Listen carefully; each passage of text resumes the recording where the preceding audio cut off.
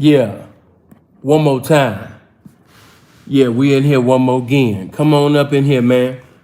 Let's fellowship about this game. Yeah, blessings to everybody. Yeah, get up in here, man. Hold on. There we go. Yeah, get up in here, man. Let's chop it up about this game. I've been teaching. I've been preaching this game all week. So I know it should be some questions regarding what I said. I said some things that was contrary to what your favorite pimp, your so-called legend in your mind of this pimping, has said. So it should be some individuals that should call in the moment that I open up the phone lines. Because I've been saying some things that's contrary to what you've been taught in documentaries, films, Instagram lives from your so-called favorite P's and shit. I've been saying things that's contrary to their doctrine, their teachings of the game. So I know by some of you being students of them, partners of them, friends of them, or even if you are them, when I open up the phone lines, this is the chance. I ain't talking about having no screaming match either. This ain't no Patti LaBelle, Mariah Carey shit either. Man, appreciate that 20, CJ. CJ, you just come up in here honoring this game, man. You know what I mean? Shout out to CJ, man. Man, Alexander the Great. You know what I mean? My little brother, man. What's going on, P? What's going on? Man, I'm happy to see all y'all. Come on, let's make them likes look like the viewers, though. Let's hurry up and get to it because I don't want this to be my only video for the day. I really would like to kill this shit in 2 hours, but you know how this shit go. You know how my call-ins go. I usually answer the questions from the DM, from my IG. And hold on. Oh, man. Hey, just Steve, man, good looking, man, with the 10. Man, good looking, famo. Appreciate that. Man, y'all just coming in showing love already? Man, seeing, man, what you happy about? Hey, man, a whole bunch of ones beat a whole bunch of nuns any day, man. Dondre, man, what's going on with it? Shout out to you, man. I know you're doing good out there. You know, God still got you here, for a very significant, important, meaningful, powerful, spiritual reason, You don't endure the things that you endured and went through the things that you went through and still have what you have, which is that gift called life for no reason. Ray Gun, man, appreciate the 5, man. Man, thank you, man. Good looking. Man, y'all coming in showing all of this love? Damn. I'm starting to feel like that song. What was that? Lovely day, lovely day, lovely day, lovely day, lovely day. Hold on. What was that? A pimpin' day, pimpin' day, pimpin' day, pimpin' day, pimpin' day, pimpin' day, pimpin' day, pimp. Hold on, let me go. A pimpin' day, yeah, pimpin' day. Pimpin' day. Matt, come in with the 10, man. Appreciate that. Good looking, fam. That's okay. Blessings to you, man. What's cool, YouTube fam? Did you see CW? Yeah, they told me, man. They said that he gave out my address like an angry baby mama. But see, I'm going to talk about that too before I answer some questions. And you guys stacked up my questions too. Oh, man, peaceful. Man, hold on. Pimpin' day, pimpin' day, pimpin' day, pimpin' day, pimpin' day. Pimpin' day. You know what I mean? Hey, man, when you got joy of this game, can't no buster, sucker, hoe truster, police playing ass nigga take your joy. You know why? Because they didn't give it to you. If the game gave you joy, can't no buster, sucker ass nigga take that away from you because they didn't give it to you. Nigga, I'm pimping like a motherfucker. Nigga, can't no YouTuber that be playing police games take this motherfucking joy I got with this shit, nigga. Give a fuck about that nigga doing that Wendy Williams ass shit. Yeah, you see how he got chop sueyed up and cut the fuck up. Now, he is on his main channel that's 30,000 subscribers deep. I didn't even come over here. Just imagine if I had did that massacre over here. I took it to my 5,000, my new channel. I took it over there, and y'all, that motherfucking video damn near 30,000 views in a week. His shit ain't touched 30,000 views, and he done had his shit up a month. You know what I mean? So, nigga, we know when it comes, you understand me, to chopping and correcting and going back. I don't know why you thought that you could do this with me. Them interviews had you fooled, boy. Yeah. He talking about he had got hot and all. Yeah, during the time that you had got hot, nigga, that's when I had took a vacation from YouTube, nigga. Yeah, your personality ain't like mine. You not as charismatic and magnetic like me, man. They just gravitating to an ugly nigga with one-eyed nigga that's playing police games and shit. You know what I mean? Yeah, that's about it. You giving hope to every buster ass nigga that been bullied in school, and you know, you get a nigga that rather suck dick than fight and shit. Yeah, you giving hope to all them niggas and shit. All the busters and, you know, sorry, soft ass motherfuckers and shit like that got bullied in school, that wouldn't stand up for their manhood, that wouldn't stand up, you know what I mean, for who they are. Yeah. You giving hope to all them motherfuckers to just call the police. Yeah, you teaching motherfuckers to have the police on speed dial and shit. Yeah. So, of course, they gravitating to you. Yeah, they think that shit funny. You know, a grown-ass black man, you know, encouraging, you know, the people and saying, I'll come on one accord with the feds to take the, you know, like I said, man, when you done dealt with Keisha from False Alert, what the fuck is a charlatan white? Boy, you late. Keisha done already gave my address. And guess what, bitch? I still been going live. Keisha gave my address out, you understand me, last motherfucking year, bitch. You late than a motherfucker. And I'm still been going live around this motherfucker. Yeah, what that tell you? Goofy? Yeah, he on the run. He hiding. How the fuck is a nigga hiding? He going live at the same spot. Bitch, all you had to do was take Google Maps and look. Like, are you serious? Yeah, I got your address. You know, I know after hearing you, you know, roast the fuck out of me, I know I can't keep up with you. So, you know what I mean? Let me go ahead and, you know, do some gay shit because I can't keep up with you. You really the pimping.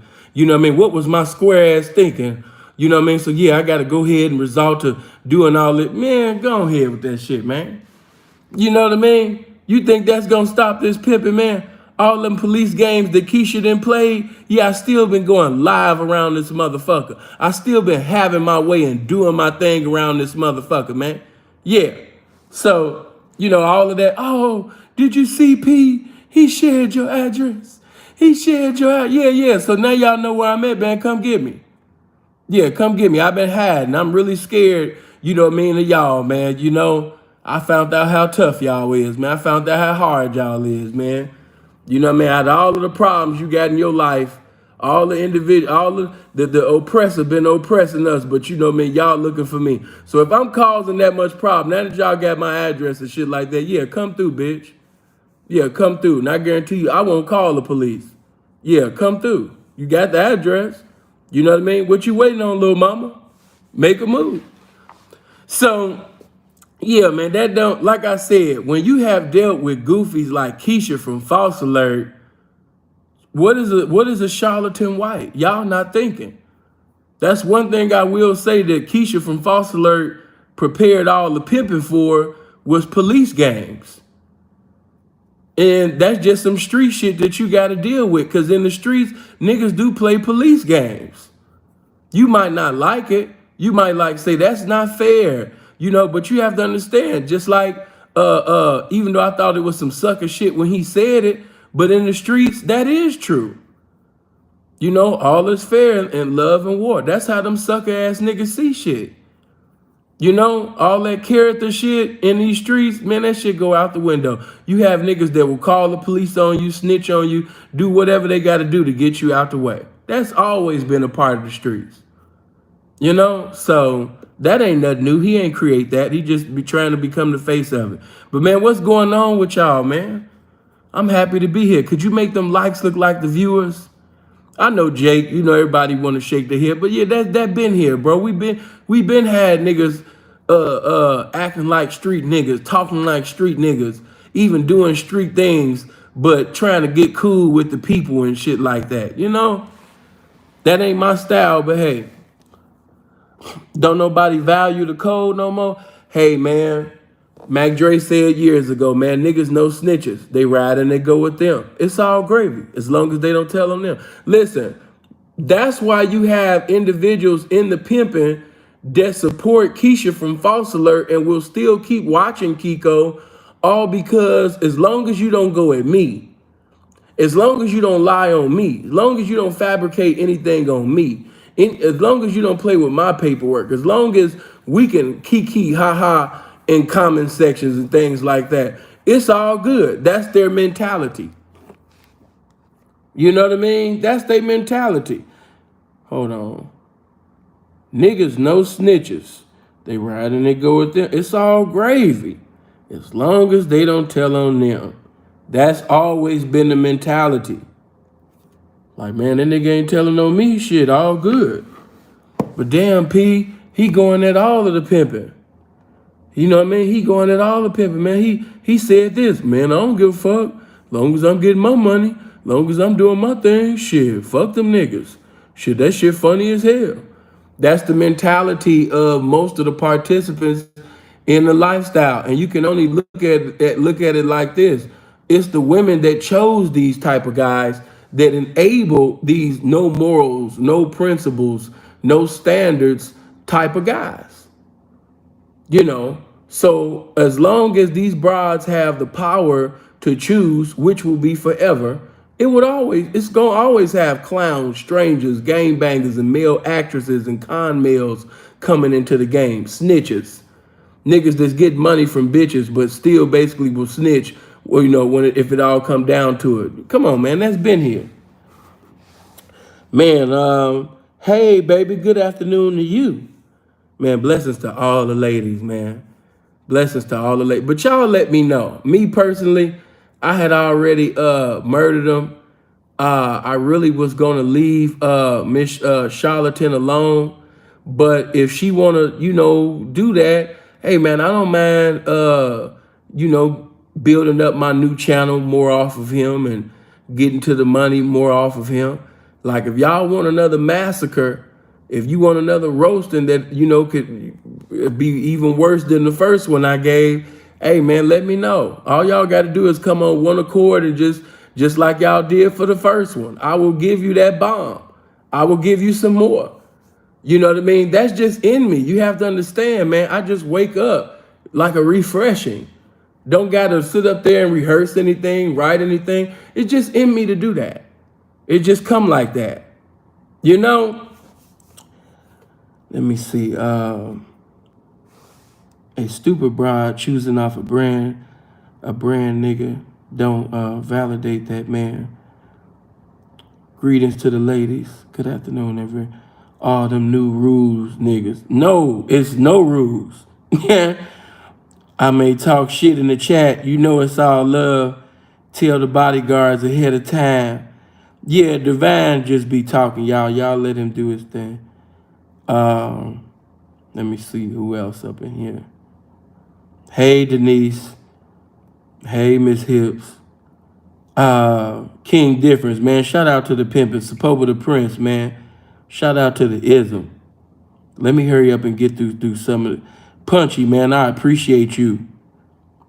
Chris, the one that do the timestamps, I really appreciate you. Good looking fam.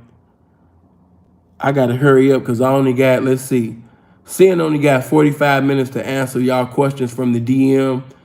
And then I'm gonna open up the phone lines and y'all pretty much got the whole video to just call in and do whatever you want. Let me see. Pimping up here in Minnesota. Oh, okay. Y'all want more of that? Sinful. That Smooth Lou roast was classic. I don't even know. I know somebody got to have it. Somebody had to record me sitting over there verbally crucifying Smooth Lou. You know what I mean? If you do, go to Sinful to P 773 and send it to me, or just post it on YouTube and send me the link to it. You know, I know somebody did recorded that shit. Give me that shit so I can make some money off of my crucifixion. Everybody making money off my shit than me. You know, I ain't tripping, but I didn't even, hey, honestly, if you listen to that in the beginning, I didn't even want to do that. I told him, I said, hey man, I don't got nothing against you. You just not the pimping. You just not the pimping, man. I don't talk about pimping with the customer. I don't talk to clients like they giants. Yeah. You know, but he knows that. Of course, you know, he got a platform now, so he has to put on this front like he wasn't an offspring of mine. But that was the first thing that Clyde said coming into my house. I'll never forget. I had just came in the living room. You know what I mean? Me and Freeze was chopping. Clyde had just came in the house. And as soon as Clyde came in, he said, bro, have you seen this Mexican trying to talk like you? I said, a Mexican trying to talk like me. And then I looked, you know, and from what he was saying, you know, he just seemed dry as fuck. He really wasn't saying too much. I was like, oh man, you know, that's like every other day, man, niggas, you know, trying to do their thing. I ain't got nothing, more power to them. I didn't think nothing much of it. I really didn't. I didn't think much of it. But Clyde was the first one, like, you know what I mean? Look at, he used to say that, look at Sinful number 2. You know what I mean? Look at your children. You know what I mean? That was really Clyde that was pushing the envelope on that. Because anybody with eyes who've studied me know my character, my mannerism, and my talking points on certain things. It's clear as day that the boy been watching a whole bunch of Andre Taylor and Sinful to P. And Freeze is it, you know, here and there. But mostly really me. But yeah, you know, now that, you know, the youngins that don't know no better. And then you got guys that used to have praise and worship service for me. But once it became cool to hate on me, you know, they blew on me like, you know, like bitches. And so they was looking for a new nigga to worship, I guess. And went over there and chose up with Lou. You know, went from the black man to the other man. And they over there with Lou.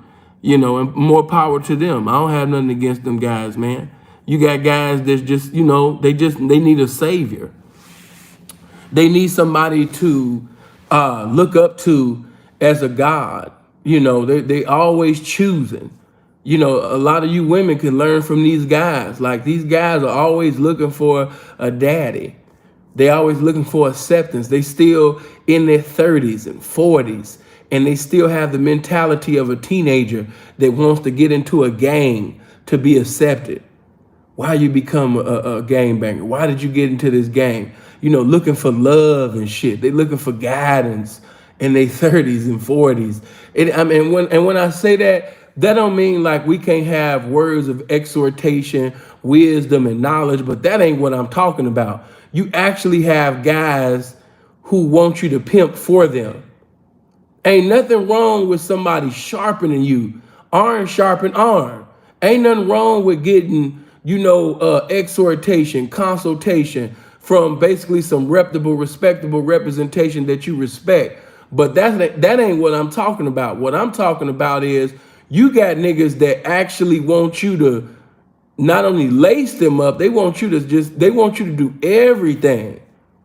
You know what I mean? Like, they want you to do everything with they pimping. Only thing they want to do is break the bitch. Like, if you let them, you a pimp for them, and all they want to do is just break the bitch. They want you to do all the pimping, give all the game, teach them from A to Z, and only thing they want to do is just break the bitch. Real talk. So, you know, I'm not angry at those guys. Blessings to them. I don't have nothing against Freaky Lulu, Egyptian Princess, none of them guys. You know what I mean? Lil Gov. I don't have nothing against none of them guys, man. For real. More power to them. Hopefully God will bless them and they'll stop thinking about me, because I don't even be thinking about them guys, fam. I know some of y'all seen all them lives on Instagram, and niggas was just kept going lives, you know, talking about me. Bro, I give my life to God if you roast him again. Man, listen, I don't think you guys want that. I really don't.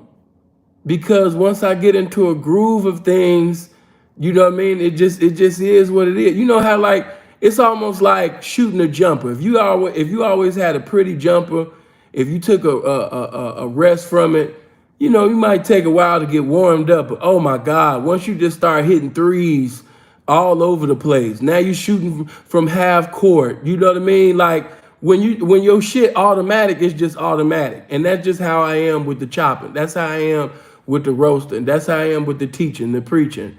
You know, it's just in me. That's just what I do. I come from a congregation where you got rebuked thoroughly, publicly, in front of. See, you guys didn't have that. I come from that.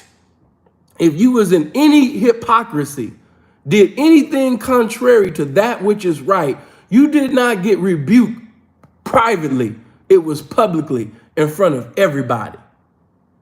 As the scriptures say, open rebuke is better than secret love. So before I even got into the pimping, I was raised like that. You know, stand up in front of the whole congregation and get rebuked in front of the whole congregation for anything. You know what I mean? Like, that's just what I come from. I come from that. A lot of y'all didn't come from that. I come from coming to school, and every time you come into school, somebody got something to say. And you know, it's this, you gonna end up getting into a fight, you know what I mean? But you gonna have to fight, because if you don't fight or if you don't roast back, this is gonna be an everyday thing. That's what I come from. You know? So when I hear all these guys, you know, man, I would roast or chop sin and put, if we was in person, and I'm not the toughest dude, but anybody that know me will tell you, no, you're not gonna he's not a punk. You can't just punk sin. It's not that you can't beat my ass. Anybody get their ass beat, but as far as like, he gonna be scared to say what, nigga, I will say whatever the fuck I wanna say in front of any of you niggas. I'm not afraid of flesh man. That's the difference. That's why God can use me, because I'm not afraid of any man. I'm just afraid of dying outside of the will of God. But as far as a man, no, I'm not afraid of any man. No, 7 feet, 6, I'm not afraid of it. So when you see guys talking like that, you know, I'm from here, I'm a real OG, and I did all that. All he doing is talking sexy for the bitches to, oh, okay, he hard, he tough, he a killer. Now, I can give a less fuck who you kill. I can give a less fuck who you kill, because even steppers get stepped on, nigga. You know what I mean? You niggas don't even understand that, you know, when you be talking like that, I just smile. Because you actually think that it's about who's tougher and this. No, it's about who God want to have mercy on. And I know God is in love with me, so we would just be finding out who God want to have mercy on today. And I know that sounds arrogant, but I think He gonna be more merciful to me than you. I think I'm more important than you. I think I'm more needed than you. But I mean, I might be wrong. We'll just have to find out. That's just how I think. You know, so you would never see nobody, you know what I mean, punking me or anything like that, because that's where I come from. And I come from a stepdaddy that didn't play. I come from a stepfather that was, okay, you either gonna go back and fight, or I'm about to kill you. That's how that's how Dennis used to talk to me and Kyle, but really me. You know, my siblings, they missed a lot of that. But man, that's just how them 90s was. You gonna go back out there, fight again, I'm gonna kill you. You know, and plus my stepfather, he was a GD. You know, so he used to talk crazy. But anyway, man, let's get to this game. Yeah. Let me see. And yeah, now that I've already addressed the CW thing, yeah, I don't want to, mods, feel free. Don't block nobody. Just put them on timeout. And if they keep acting up, then that's when you get them out of there. But you know, while I'm teaching or answering calls, I don't want little mama niggas to just keep running. Did you see CW gave your address out? He gave your address. Yeah. And do you hear any fear in my voice? Do you see me still going live in the same place? Do you see, oh, I'm hiding, right? So that means that if I ran from the States, and the police looking for me, then they should be coming to get me pretty soon, right? That means the authorities should be coming to get me, right? And that means that if you niggas is hard the way you say you are is, and if you think that I am what you profess that I am, that means that I should catch a bullet in my temple real soon. That's what that means. Please, so stop posting on IG and YouTube. Don't incriminate yourself. Learn from the other individuals on YouTube who have talked themselves into a case. You know, do what you do. You know, don't talk about it, be about it. Don't get the likes and views. If you really about that, come see me. My address now has been put out 2 times. And my address, let me just go a step further. Even before I came to Canada, Keisha put my Arizona address out. All of that running from America to come to Canada, let me just kick this dough down with some motherfucking game. Nigga, all of that's cap, and y'all know that's cap. And the reason why y'all know that's cap is because, nigga, I damn near got $300,000, nigga, before I even stepped foot in Canada from the motherfucking big head ass bitch that I still got here now. What the fuck are you talking about? How many of y'all remember when I stood up there and went live, you know what I mean, on my birthday, and not only counted money, but counted money that the bitch gave me, you know what I mean, from her grandmother. These were like old ass Canadian bills that I still have. How many remember that CN was posting, you know what I mean, receipts, confirmation, you know what I mean, of receiving money from Canada for years? Those that was on my Facebook, those that was on my Instagram, you used to see me sit up there and post shit from Canada for years. So what nigga in the game or what niggas was I afraid of? Nigga, if I ever thought that any of you little niggas was like that, you would have been prayed for. And most of you niggas is too fucking dumb anyway. I see that on Dinosaurs. I see the way that you move. It would be too easy to pray for you and help you get to God. Stop talking like that. Even when Egyptian princess said that shit, I just shook my head. I was like, this bitch know that I'm not like that. This bitch know that my address was out like that. Clyde didn't come see me. Clyde knew the address. Why? Because he used to live there. He didn't come see me. He didn't call. So all of this tough guy shit, you know, he running and all of that shit, man. You little niggas know the truth. Nigga, yeah, nigga. Canada is the reason why I came. Yeah, what Ricky P used to say out of Memphis, yeah, Pippin is the reason, nigga. Yeah, that's why I came to Canada. Yeah, Pippin is the reason why I came, and Pippin is the reason why I'm still here. Little nigga. That motherfucker, when he dropped that video of the courtroom, nigga, that was, I stayed in AZ over a fucking year. You had a whole year to get at me. Stop it. Run from who? You know? So, like I said, that shit just cute, you know what I mean, for social media. Them guys don't mean that. They don't mean that, man. They don't. You know what I mean? These are some nice, well-mannered young men who just basically just talking like that on social media. That's all. These are some well-mannered young men, you know what I mean, that just trying to have a little fun and get acknowledgement, you know, on social media. That's all. That's all. And shout out to my babies. All right, moving on. Hold on, let me see. I'll talk about all that, man. I'm talking about this game, baby. I ain't talking about can you get your soul back. I don't even believe in all of that, baby. If you go to Ezekiel 18:4, God said all souls are mine. So when they talk about selling your soul, I can understand if they're saying selling my morals, my balls, but your actual soul, as of right now, all souls belong to God. But if you die out of the will of God, and if your name wasn't written in the Lamb's Book of Life when you die, then yes, your soul will be lost. But as of right now, all souls are his. So how are you selling something that don't even belong to you as of right now?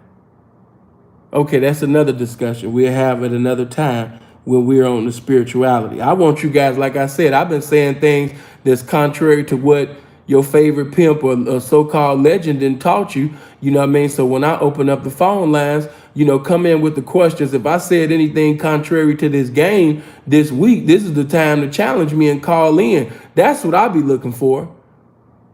Conversations about the game, or just some intellect even outside of that, even though if we're not talking about some game, but just kicking some game in another lane. Even though it might not be about the game, it's still some good game that motherfuckers can leave away with, something like that. Okay, hold on, let me look at this. Okay, yeah, I got enough time. Okay, so let me get to, hey, listen, I'm not gonna be able to get to all y'all questions. Some of y'all got in my DM, man, and you wrote the Dead Sea Scrolls. You wrote brand new Bibles. Hey, man, get my likes up to 300. Yeah. I even be seeing Kev be doing that, and Kevin Samuels be live. I be thinking like, damn, man, it should just be mandatory in your mind the moment you come in to hit the like button. Why does the man have to keep saying that? Like, I just be noticing that with certain, like, goddamn, if you've been following me for certain time, you should just come in hitting the like button. If it's pretty much damn near 500 people watching, why is it only 253 likes?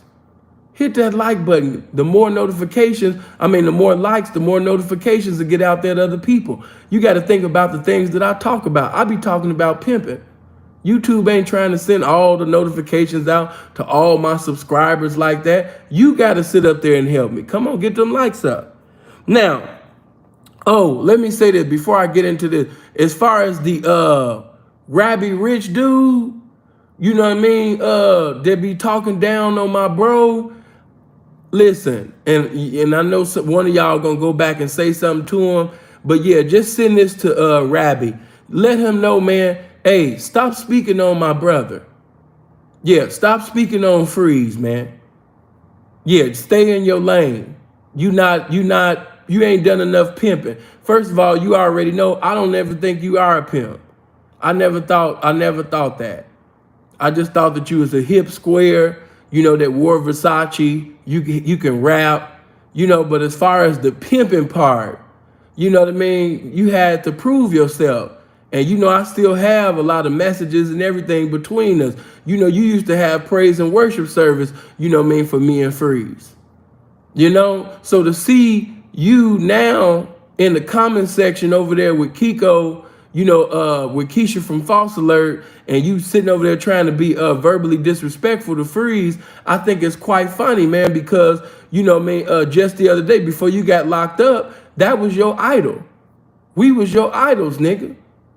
You know what I mean? Like, knock that shit off. We ain't got nothing to do with what happened between you and Michael Shaw. We ain't got nothing to do with what's going on between you and Dino. That's, your business. But whatever Keisha got to say about Freeze, hey, let little mama keep shaking her pussy and shit like that. But, if you going to come to her show, go to her show, enjoy her show. But just stop speaking on pimping. Yeah, stop speaking on the pimping, man. Before you sit up there and get rebuked and chopped up, you know what I mean, like everybody else, man. Stop it. Because it would be a massacre if I sit up there and went in on you, boy. It would be a massacre. Nigga, you are too much material. Some of you niggas are just too much material. Nigga ain't got to think of nothing. Just look at you. And the spirit of roasting is just there. The spirit of chopping is just there. Just looking at you. You just too much material, boy. So just keep Freeze's name out your mouth, man. Keep rapping and shit. Get you some more Versace clothes and shit like that. And, go on about your business, boy. All right. This is a cool question. Yeah. So what made you pimp? Somebody asked me. That's another thing. If you write in my DM and you never say you want your name to be called, I'm not gonna call your name. You know what I'm saying? So for those of you that want to ask questions, but you don't want to call in because you don't want your folks to hear, you don't want nobody to think you out of pocket, or, maybe you married and you don't want your husband to know that you be watching the pimping, then just go to my DM on my Instagram page, SINFULTHEP 773, and just get into the DM. And I'll read your question. And, if it ain't You know, because some of y'all asked me questions. I ain't gonna lie. I was like, no, I won't be reading that. You know. And why y'all keep saying the dude name? Hey, stop saying Saint the Sinner. Dude is not the pimpin'. I been said that. Why y'all keep saying Saint the Sinner? Dude is not no pimpin', man. Another hip square. Like, why y'all be mentioning them dudes, Dr. BOAs and Satan the Sinner and what's another little dude? All them little dudes, man, is not just like when I had the clown, what's the boy name? I don't even, these niggas be so motherfucking non-important. I don't even remember the nigga name. What's that little nigga I sit up there and roasted on the Rebuking channel, the first little nigga that got a channel? What's his name?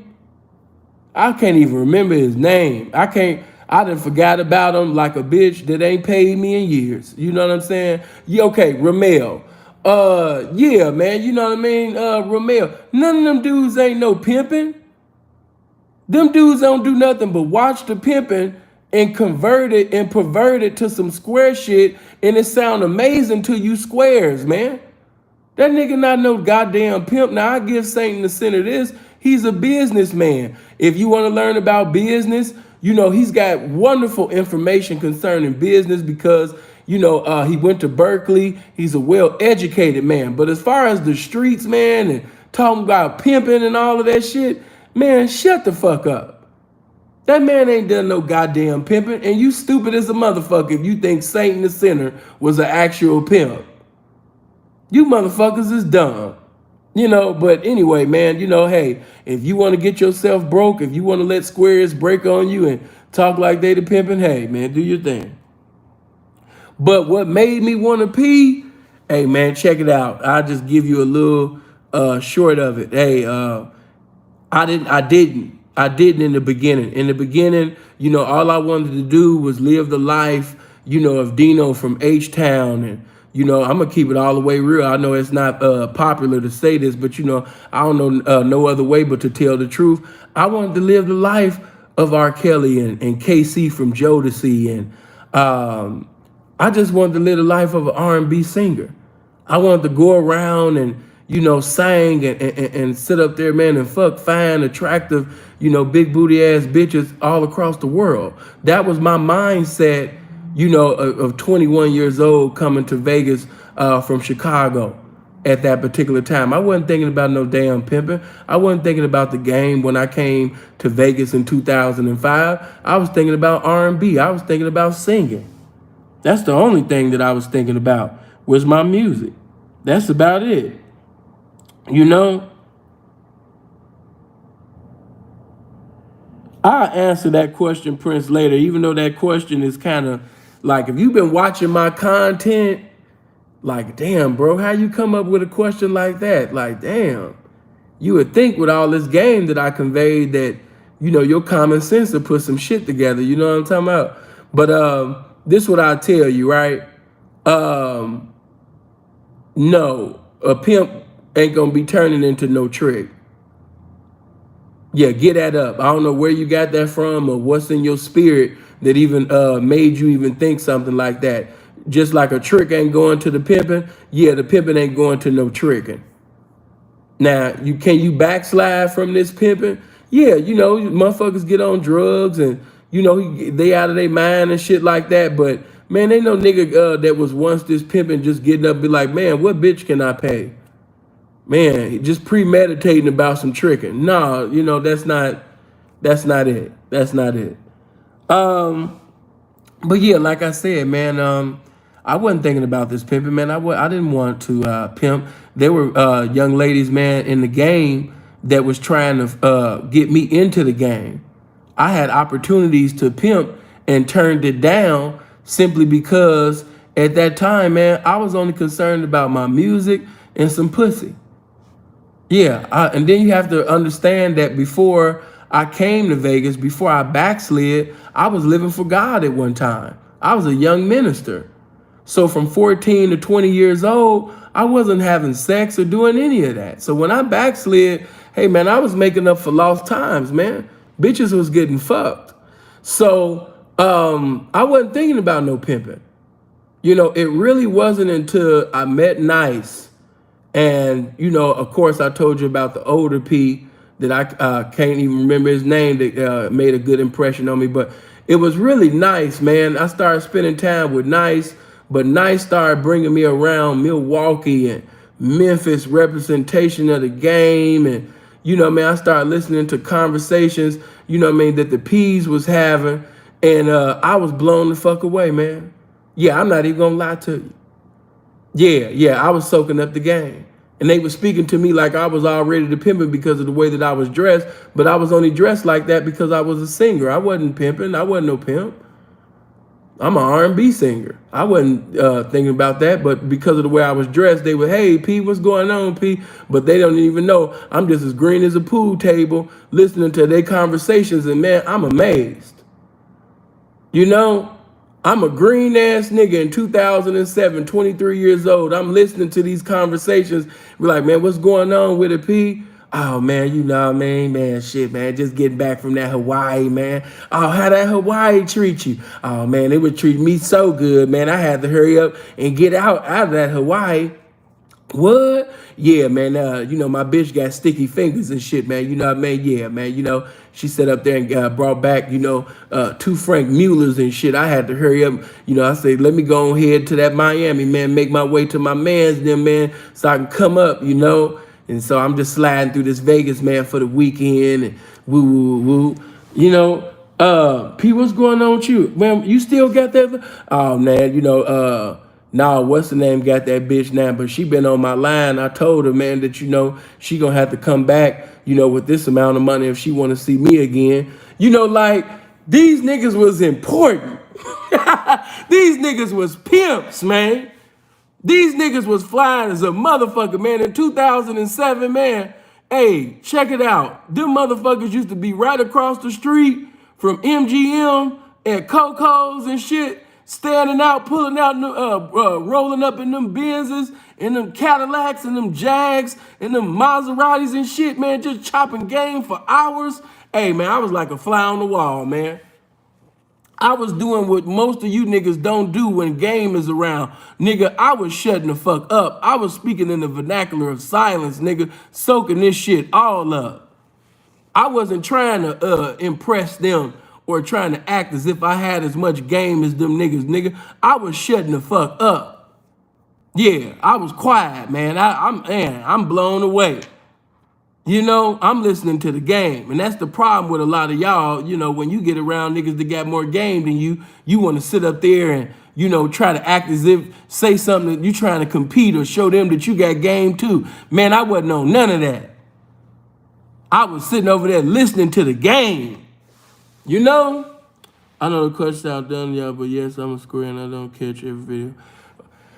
I feel you, man, but just as a black man, you should have been, I don't know. Some things just be 1, 2, 3, 4 to me, ABC. But hey, it's cool though. God bless you, man. Appreciate you asking the question. But they just had personalities that was too colorful. The pimps was just too magnetic, man. You know what I mean? These niggas was bigger than money. These niggas was more important than the money.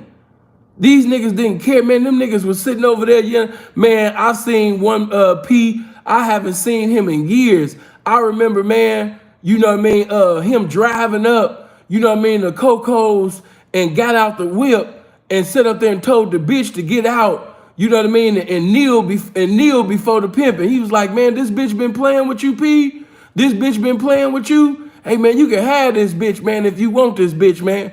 Yeah, you can have this bitch if you want, Because if she been playing with pimping, man, she might not be worthy to be in my motherfucking kingdom.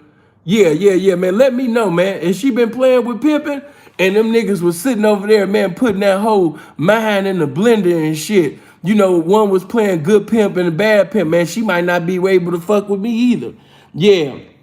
Yeah, she might not be able to fuck with me. I don't know, man. Yeah, she been getting out of pocket. Shit, she might come over me trying to do the same thing, man. I don't know, man. I don't know. I'm watching all of this shit go down. And I done found something that's more intriguing than singing, man. Now I'm missing rehearsals. I don't want to rehearse no more. Yeah, I didn't stop writing, man. I'm not writing songs, man. Hey, man, like my eyes is bloodshot red, man. Anytime Nice hit my phone and want to kick it, man, I'm out. Sammy and Cornell hitting my phone, man. Man, what's going on? You ain't been to rehearsal and shit. Hey, man, I'm busy, man. You know what I mean? I done found what I want to do. Straight like that. Yeah. I didn't want to sit up there and sing no more. I ain't want to be in the R&B group no more, man. I want to pimp. You know what I mean? I want a hoe, man. Yeah, I want a hoe, man. You know what I'm saying? Yeah, I want a hoe, man. I want to do some pimping, man. You know what I mean? Yeah, I ain't got time to be, R&B singing, man. Pimping is what I'm bringing, man. You know what I mean? Yeah, I ain't got time for the rehearsals and, practicing and all that shit, man. Fuck all of that, man. Where is the bitch? So that's how my mindset, was at that time. And of course, seeing other pimps and everything like that. But what really, did it, rest in peace to YT. YT that died, from some medical reasons and things like that. But anybody in Vegas, they know YT. YT was a blood and everything like that. But YT had that bitch. He had that caramel bitch. And at this time, it was a whole crew of us. It was YT, Freeze, myself. I could fit Julian J in there, but Duke and his cousin, damn, I'm trying to think of his cousin name. I know I could call Freeze right now and get the name, but it Duke and damn, man, I'm forgetting cuz name. But anyway, make a long story, man, YT was doing some things in my face. Yeah, I seen YT go from no car to having a Cadillac to now having a Cadillac, you know what I mean, to having that Benz. Yeah. I remember coming over, and that's one thing about YT that I love, man. He just was in love with the game. If you was some pimping, YT was gonna let you come to the house. When you came to YT house, man, you would see pimps, Crips, Bloods. It just looked like the whole strip was in his house, man. For real. Like you a campaign or kick it on the strip, and everybody will go to YT place, man. And when you come to YT place, man, you might see a Crip on the floor, a Blood on the couch, pimping on the couch. And like that's just how it was, right? But it was really YT and Freeze, man. They was because by that time Nice had left and went back to New Orleans, and I had started getting real cool with YT, and Freeze. And by that time, Freeze had set up there and knocked a little damn, I forgot her name, but Freeze was the one, that I found out, how that damn that Harmon. Yeah, that's when I found out Harmon Street was cracking, because of Freeze. He had knocked that bitch. YT had another little bitch. And it just seemed like the only ones that didn't have a bitch was me. And I'm trying to, man, hold on, man. That's one thing about me, man. I like to get this pimping correct. We can't have no mess ups on this pimping. Hold on, let me see if Freeze busy or not.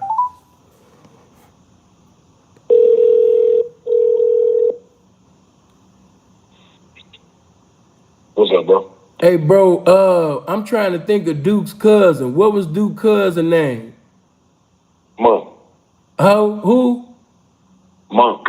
Right, Monk, yup. And that's what I was trying to think of, because I told them I seen YT go from that Cadillac to that Benz, but YT had pimped up for the Benz, right. But he bought the Benz from Monk. Right, exactly. And Monk had a brand new Benz, But I'm telling them about that time, bro, that really provoked me, because at that time, YT had a bitch.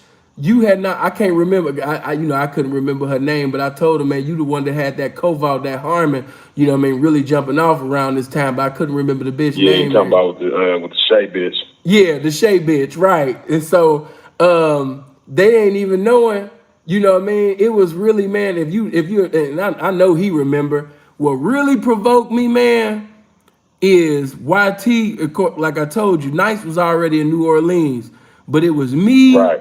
and Duke and somebody else. We was the only ones in the crew that didn't have a hoe at the time. And so I'll never forget, Freeze had an excellent night. You know, me and Freeze starting to get cool. So me and Freeze, we end up, you know, going to Panda Express. And while we and while we chopping it up, I'm tired as hell, man. I'm telling them, man, that I'm about to go back, take a nap, and get back out into the streets, you know what I mean, and finally really be serious and campaign for one. But man, something came over me, man. I said, fuck that sleep. You know what I mean? And why at the DTC, that's when I ran into Rachel, who y'all been hearing about for years as Priceless. And that's how everything Right. and that's how everything jumped the fuck off. Yeah, I remember we both was tired as a motherfucker. Hell yeah. Yeah, yeah. And let me tell the Yeah. truth. And let me tell the truth about that. You know, I remember like yesterday. Correct me if I'm wrong. Yeah, you had just because I think that bitch on that Harmon, she had just checked like what 600 in like an hour or two or something like that. And at that time, you know, sin don't tell no lies. I was broke as hell, y'all. I don't even think I had a whole $20. I'm just telling like it is. You know, Right. Freeze paid for the meals and shit. You know what I mean? We was just kicking it, but man, I was just too provoked, man. I was like, man, I gotta have a hoe. You know, and anybody that know me, Hell yeah. I always had that about me. Like, man, I can't be around hanging around pimps and I ain't got no motherfucking hoe and I ain't pimping. Man, I gotta get pimping, man. I ain't about to sit up there and go to sleep. And that's what I tell you. That's when you know you around a pimp. If this nigga feel too comfortable watching you break a hoe, watching you count traps, watching you campaign, watching you do what a pimp do, and he not provoked to do some pimping, now hey, you need to check Hey, his post, man. Go ahead. that's just like I told you. I told you that story before about when I was in Dallas with P Raw, and it was me, P Raw, K Marier was there, and my partner Trip out of Dallas. Trip was from Tippin. It was from Dallas, but you know, when me and P Raw got to town, neither one of us had a bitch. You know, Trip had a cool little white bitch that was checking it for him. You know what I mean? And we was riding around with Trip. You know what I mean? He was like showing us around and shit. But Trip had a bitch. You know what I mean? And then a few days later, after we got there, T Raw knocked. That's how old this shit is. T Raw knocked the bitch off MySpace. You know what I mean? So now it's the same type of situation. Like Trip got a bitch, P Raw got a bitch, but I ain't got no bitch. You know what I mean? So that provoked me. You know what I mean? I'm like, man, I'm thinking the same shit. I'm like, man, ain't no way in hell these motherfuckers should have a hoe, and I ain't got one. So we was staying at me and P Raw was staying at the Budget Suites. Yeah. I think that's on Northwest Highway. Anybody who watches from Dallas, they probably know. But anyway, it's a Northwest. I mean, it's a Budget Suites over there. Me and P Raw was staying at. Down the street from Budget Suites is DG's, also known as Dallas Gentlemen's Club. You know what I mean? I used to walk to DG's, and this was during them days, bro. You already know, like when a pimp had lost all his clothes and shit. Yeah. And I'm wearing khakis and chucks and t-shirts, man. Yeah. Hey, that's one way you knew Freeze was leaking back in the day. Right. If you see Freeze go from wearing 3-piece suits every motherfucking day To Chuck motherfucking Taylors. khakis and Yeah. chucks and t-shirts. Yeah, man. Yeah. Everybody who know Freeze know. Freeze finna go to just so he can have a change of clothes every day. Man, Freeze finna go to the motherfucking swap meet or the flea market or something like that. Spend $100 and have like, 4-5 outfits. You know what I mean? So that's what I was doing. You know what I mean? But so I go to Dallas Gentlemen's Club. It's walking distance from the Budget Suites. So I walk over there. You know what I mean? And I end up knocking a bitch out of that motherfucker, and the rest is history. You know what I mean? Yeah, I But remember. that was 2 days. That was 2 days after P Raw had knocked that bitch off of MySpace. I walked my ass to Dallas Gentlemen's Club and knocked me a bitch up in there. Yeah. See, I was because the question was, what provoked you, what compelled you, to want to pimp, and I've told them in the beginning, man, I wasn't even thinking about no damn pimping, but man, by me meeting Nice, that's how I had the opportunity to meet, the other pimping. I started coming around Ism, man, and listening to all the conversation. I said, none like you young niggas today. I wasn't trying to impress them by, interrupting or acting like I had game, because that's how you miss the game, acting like you got game already. Shut the fuck up. Right.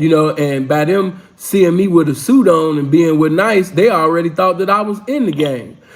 So Right. I'm just listening to the game, man, and soaking this shit up. So like I was just telling them, man, from that experience, and once, I checked. Matter of fact, Freeze was there when I checked my real official, because I had already charged some bitches, and I had this little older bitch, that I didn't like her at all. But that's another story. But my real official, authentic, first motherfucking breaking, Freeze was there.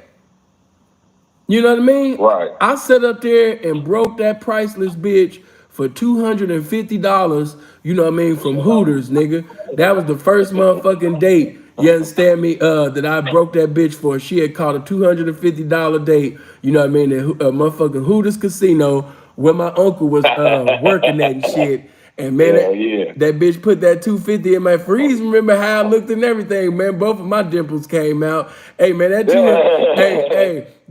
remember that shit. Hey man, that $250, man, you understand me, man, was more than innumerable dollars, man, to me, man, because that bitch stood up there and obeyed a young pimp, followed instructions, and then I'm just gonna keep it 100. It's just something about knowing as a young nigga that this bitch done sucked and fucked for this shit, man. You know what I mean? And brought this shit back. It made a young nigga feel some type of way. It make a young nigga feel some type of way just knowing that you went in this room or you was in this car, you went, you understand me, into this house and went with this total stranger, put your life in danger and just broke on this man and brought back every motherfucking dollar. Oh my God, nigga. Webster's Collegiate Dictionary cannot define how a young pimp feel getting his first trap. I told y'all, when you listening to that song, My First Love, from now on, when you hear Kiki doing them riffs and singing My First Love, think about Sinful to P, man. You know what I mean? My first trap, man.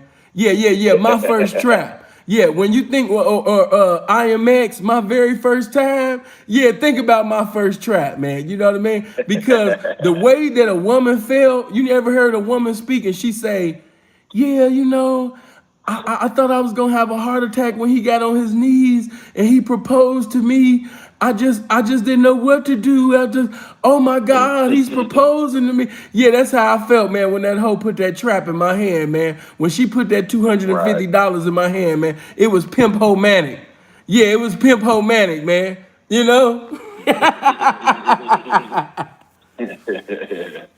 But bro, I just wanted to know bro name, because I was telling them it used to be a crew of us. It was John, YT, Monk, Duke, matter of fact, Cappuccino, YT brother that I can't think of. He used to be around, the little light-skinned nigga that always used to be around the shit. I think his name was Dre or something. He was around. Then you had I can't even think of bro name. I ain't seen him in so long. He was from Cali, and he used to have a curl. Marcosis? No. Marcosis used to be around Day Day. You know what I mean? Right. And shit like that. He wasn't part of the crew. He was just a little nigga that used to just come around. But I can't lie about it. Marcosis and Day. Hey, it was a lot of Crips around that mother. It was some Vegas Crips and Cali Crips. Really sitting over there coming on some traps and some licks. Because these prostitutes, man, stayed giving distributes to niggas that they was liking on. And I just got to keep it real. Every nigga that they was liking on wasn't pimping. So that just happened. Matter of fact, remember that one time you had knocked that little you and Mac Bomb, because Mac Bomb had that. You and Mac Bomb shared that same bitch But that same bitch she chose, Oh. I had never seen in my life a bitch choose up with the Mexicans that be standing outside passing cards. And Yeah, you that's talking about that was Shay's partner. You know what I mean? Now you talking about Juliet. yeah, that was her name. Man, that Yeah. bitch was so much of a fag. She chose up with the Mexicans that was outside that used to pass cards to the squares and shit standing outside. Yeah, Juliet, she had that rabbit in her blood, man. She was choosing somebody else every day. Shit. Man, I never seen that bitch give somebody a whole motherfucking week, man. Real talk, man. Nah, Real talk. She was nah. the best definition of a choosy Susie, man. But anyway, let me Yeah, get back to this so I can open up the phone lines because they want to ask questions and shit for like that. sure. All right, love. All right. Look, yeah. All right, man. Let me get back to this game. All right, man. I gotta wrap this up because my time is pretty much done. Hold on. Yeah, I can run through a question like this.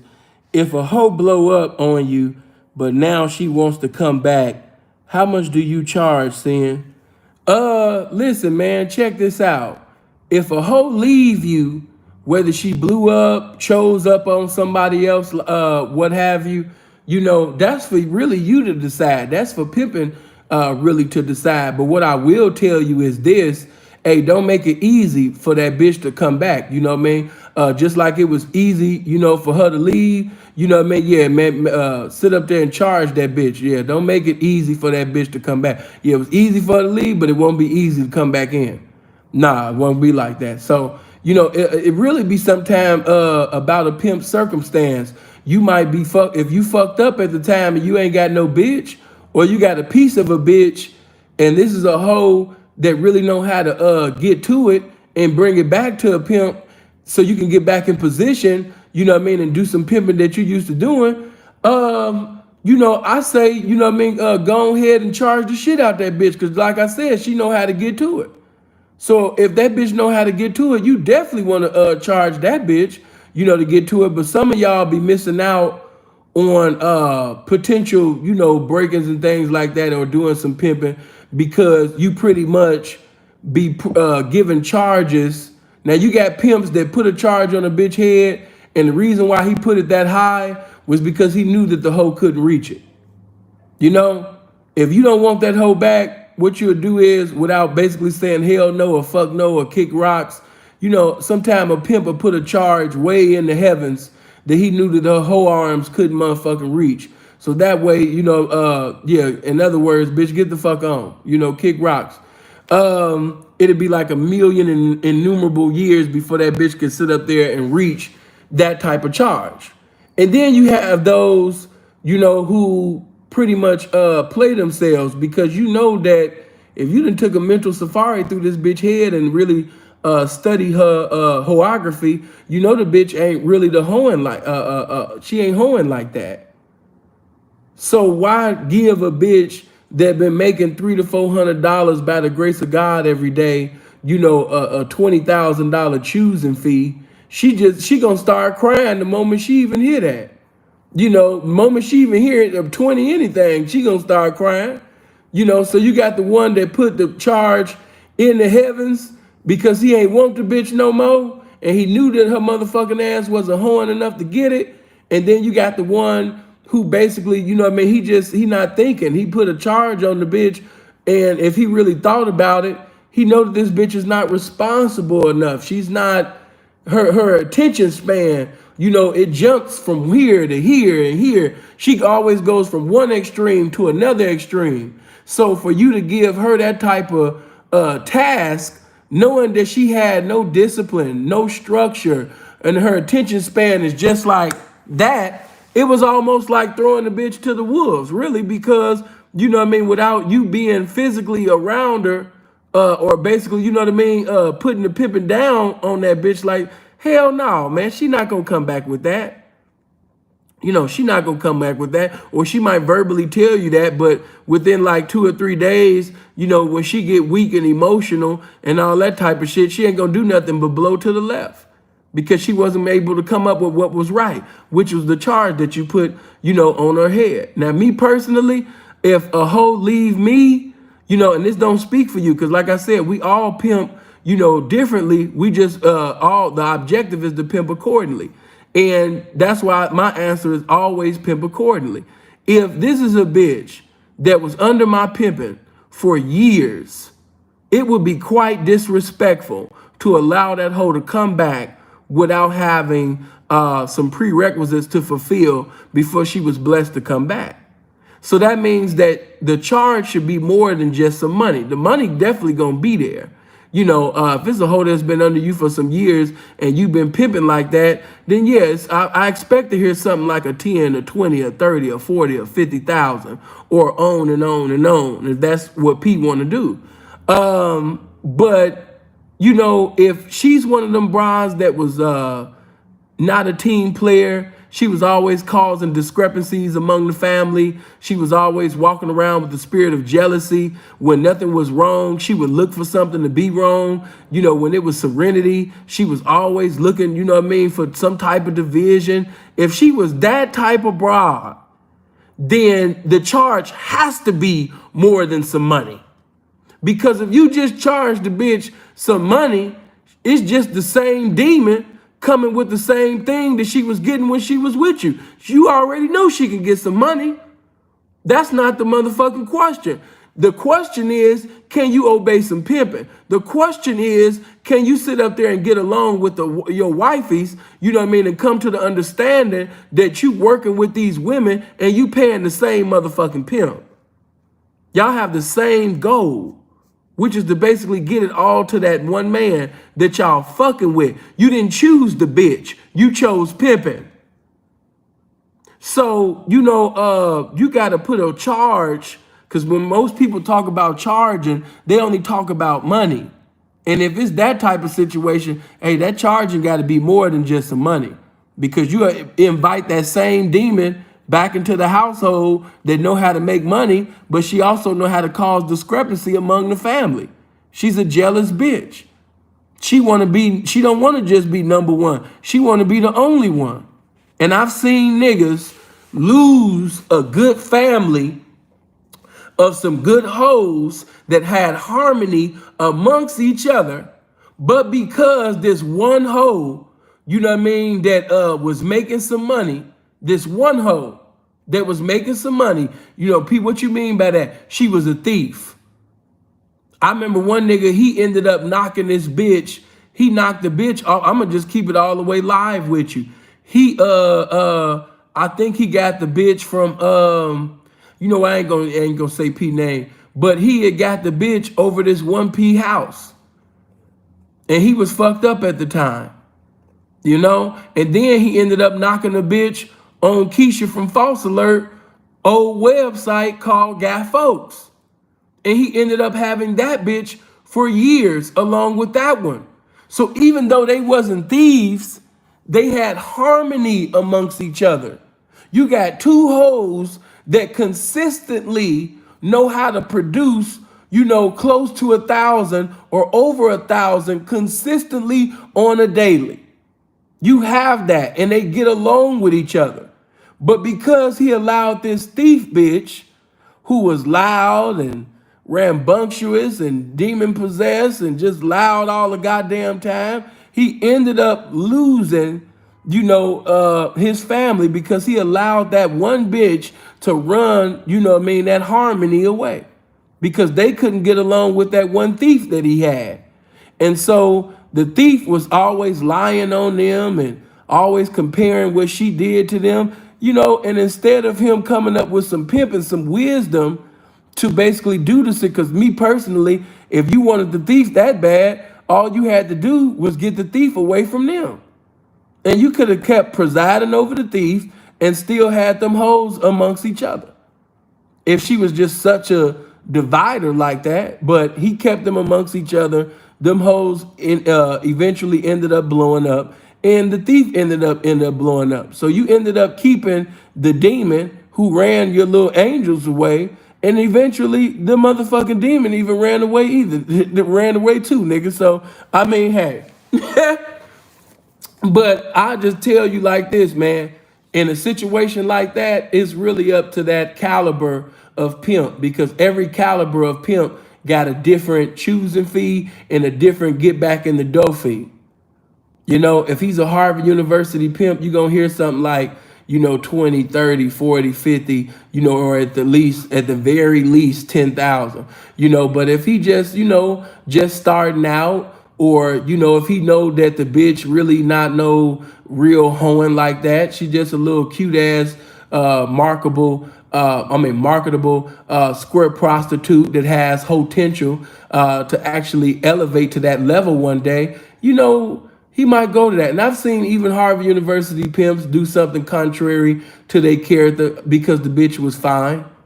Yeah, let's just keep it real. Because the bitch was fine as hell. She had a big ass, nice titties, looking just not marketable, but looking very fuckable. And so niggas are hide behind the pimping and say, man, I want the pimp on that bitch. No, P, you miss fucking on that bitch. Let's just keep it real. It wasn't that you missed a little $400-500 that she was bringing in every night and shit like that, because you got certain bitches that they trust in their looks. No matter how intelligent the pimp is, she don't even listen to him. You got some women in the game right now, they only trust in their looks. Their whole thing is the way that they look. Their whole thing is I'm fine and attractive. So even though the pimping got all of the game in the world to give the bitch she just depending on her looks. She ain't listening to nothing what the pimping got to say. Nothing. You know what I mean? Nothing. Pimpin' trying to give her the science. He's speaking in simplicity, breaking it down. This is what you need to do. This is what you need to do. Stop doing this. Stop doing this. This is how you do it. The bitch ain't hear a goddamn thing. The pimpin' can make a fucking Malcolm X, Farrakhan, Martin Luther King, Jesse Jackson speech to make the bitch go reach. And after he finished talking all this profound pimping, the bitch will say, I don't like Carl's Jr. like that. Could we go somewhere else? I want to go. I was thinking something maybe like Subway or something like that. You actually have some very attractive airheads in the game like that. Where the pimpin' is a scientist. I'm talking about he going cold. Like the pimpin' that's coming out of his mouth is so cold that he wish he could choose himself. He's listening to the things that he's saying, and he knows that this is the game speaking through him, because he didn't even fathom that he could even come up with this type of pimping. And the pimping is just coming out of his mouth, and he's like, oh my God, if this bitch don't hurry up and go get $1 billion with this game that I just dropped out of my mouth. And after he finished saying that, the bitch would be like, can we hurry up and go, back to the, I know that's in the ghetto, but I need to go pick up some more eyelashes, because the eyelashes that I got now, I don't like it. Plus, I want to get a new set too with my nails, because, they kind of messed up. I don't want to go to that other nail shop. She messed up. She was too hard. I'm trying to tell you. Pippin is set up there, It came with all of this game. And this bitch still said it's dumb. So make sure that when you charge that bitch, if it was some personal problems that bitch had that was really causing a lot of discrepancies among the family, you got to charge that bitch more than some money. It's got to be understood that, you're going to have to stop that.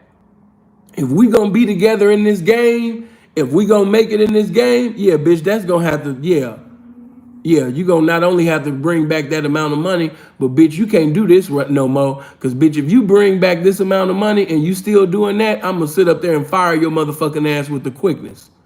Because it's been peaceful like a motherfucker since you've been gone. Do I miss you? Yes. Do I want you back? Yes. But if you're going to be causing division and trying to run hoes away and you still doing shit like that, then bitch, I don't need that. So what you going to do? You know what I mean? That's just, that's it. All right, man, hold on. Let me see.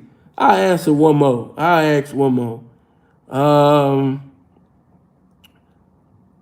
Who was doing it? You see, this is cool. I should have kept Freeze on the phone for this. Who was doing their thing, P, when you first started, in that '07 in Vegas. I like hearing them old Vegas stories. P, could you tell me about how, you know what I mean, who inspired you? Hold on, yeah, I ain't mad at you, but yeah, you misspelled that.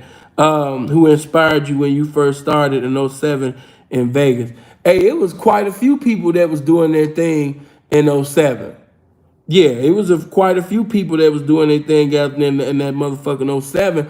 I remember how me and Freeze was chopping it up amongst each other. And I remember Jap out that New York, man, rolling around in that Hummer thing, you know what I mean? And he had some pretty little hoes that he had came into town with.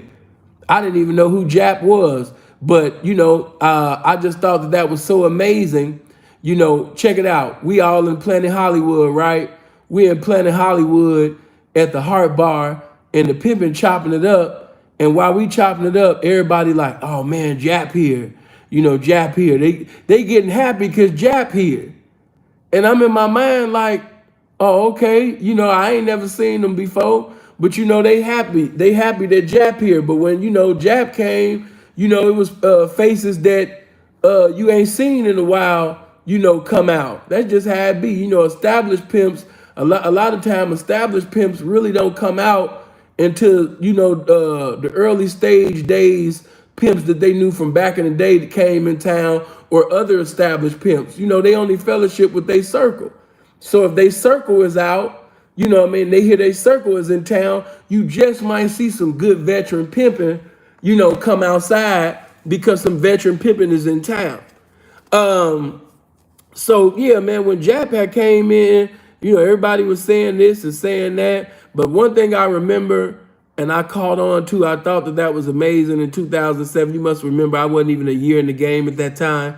I just remember that Jap was saying, yeah, man, I remember having this broad, you know what I mean? Yeah, I remember having this broad, man, for a whole year. No, that's Canadian money. Know your money. You know what I mean? I remember having this broad, for a year, and I had not even seen her. And so when I heard him say that, I had to ask, I said, wait a minute, what did you mean? What do you mean by that? You said you had the bitch for a year and you never seen her? And he's like, yeah, man, you know what I mean? I was out of town, and one of my hoes, she called me and she said, yeah, this hoe, she wanna fuck with you. You know what I mean? Yeah, she wanna fuck with you. And I had so many things to do at that time. Plus, I think Jeff said he had a little case or something at that time. He said I was so busy and I had so many hoes at that time, I couldn't just, run and see. Because, Jap was known for being deep. Jap was known for having, 20 hoes and 24 hoes. Matter of fact, I remember King Sean said he was riding around the blade, with Jap, and actually seeing him break on more than 20 hoes in his face. Now, when Jap said, yeah, man, the one with Mackie, Yam. Yeah, because them was the ones that was known for being deep in New York. Whenever you heard of the niggas that was really, really doing their thing in New York, you always heard of Mackie and Jap. Them was the two names that always would ring out, Mackie and Jap. Not saying that nobody else was doing their thing, but them was the motherfuckers that was on, the thrones, over there. Now, you know what I mean? When he told me, he said, man, I didn't have enough time, man. But, the bitch was still taking care of my business, and doing what she was supposed to do, taking care of my business. So even though she had not physically seen me, the bitch used to just take care of my business, me just talking, she was around my hoes and shit. And I had never even seen the hoe. And I had the bitch for a year. And, when I heard that, I was amazed. And so, of course, by me having the bitch that I had here for over 2 years, physically here in Canada, and I was in America, and to basically have a hoe in another country taking care of my business for over 2 years without physically seeing her, yeah, you must understand that brought me back to memories of hearing, how Jap had did his thing. You know, and not just Jap doing his thing, but Pepe Le Pew had told me a story about another, you know, Frisco Giant that it did his thing for a little bit over a year too. But nobody that I know, to my knowledge, had a hoe hoeing, you know, in another country, you know, for over 2 years, you know what I mean, without physically, you know, seeing that hoe. You know? Not to my knowledge. Maybe somebody might make some shit up just to sit up there to compete. I don't know. But I don't know no P in the game other than myself that had a hoe in another country for over 2 years, you know what I mean, without physically seeing the bitch. No, I've never seen it. You know, and matter of fact, Sapoba the Prince, I can even ask P. P, have you even heard of another P having a hoe in another country for over 2 years without physically seeing that hoe? Let me wait for the pimping to respond. Do you know of any pimp in the game that had a bitch in another country for over 2 years? She's selling pussy. She's doing what she's told without physically seeing that man. Y'all gonna get to call in, man. Stop, man, you know. Right, never. And I'll give you another Vegas story, and then we're gonna do the call in, because it made me remind, just by me having Freeze on the phone, it reminded me, hey man, this is how cold it was in that '07, right? In '07, you know, there was a nigga by the name of Tone out of Milwaukee. You know, Tone out of Milwaukee, you know what I mean? It was the Milwaukee crew. You know, Tone used to be, you know, with Lil Daddy and, you know, E Noble and CC and, you know what I mean, Grit and all of them, man. And so, you know, he sat up there and had them little bras, man. At this time, I think Tone was like a good 7 or 8 deep. I got to keep it 100. I think Tone was like 7 or 8 deep. You know, some of them was a little big boned and shit. You know, I heard Tone can cook. You know what I mean? Maybe that's another reason why they was staying down. You know, he was really cooking over there. But no, man, you know what I mean? He had this little bitch that Freeze wanted. Yeah, Prince. You know what I mean? He had this little bitch that Freeze wanted. And, you know, Freeze really wanted this bitch. And that's one thing I could say about Freeze. When he really want a hoe, when he really got his pimp radar on the hoe, and he gonna put down the full court press, he gonna end up having that bitch. Yeah, he gonna end up having that bitch. If he make his mind up and say that I'ma have that hoe right there, and he get to see her every goddamn night, that young pimp Freeze that I knew in 2007, cause man, that nigga used to come out every night just to sit up there and sweat that bitch. I'm talking about he would sweat the shit out that bitch. And I remember when the first time she got out of pocket, I was there. You know what I mean? What? I don't know what y'all talking about with Iceberg and all that square and shit. But hold on, man. I'm telling you about some pimping. Man, I was there when that bitch got out of pocket. You know, Freeze was sitting over there just spitting his game into the bitch ear and everything. And man, I just remember, man, that bitch finally sit up there. She was like, "You got me out of pocket." She said that to him. She said, cause she was smiling. You know what I mean? Freeze coming out, you know what I mean, dressed up, suited and booted, making that bitch feel important and shit every night, sweating the fuck out that bitch. You know, plus Freeze really wanted the bitch when he one time was getting ready to sweat her, but he couldn't sweat the bitch because the bitch started talking to a trick. And when she started talking to a trick, the bitch was speaking Spanish. You know what I mean? So once the bitch started speaking Spanish, Freeze was like, oh, and this hoe can speak Spanish too? Oh, yeah, I gotta have. So the next time he see that bitch, he said, oh, bitch, and you speak motherfucking Espanol, bitch. You understand me? You know how to speak, you know what I mean, Spanish? Oh, yeah, bitch, I gotta have your motherfucking ass. So the bitch, you know what I mean? At first, she really did try her best to stay in pocket, man. But because Freeze was really sweating the bitch, she got out of bounds with him. And I just remember, man, you know what I mean? I never forget, because I had sweated her partner. You know, it was a whole little Milwaukee crew. And you know, she was with her little partner, you know, who was also fucking with Tone. And I was green at the time. Don't laugh at me, y'all. But you remember how green I was?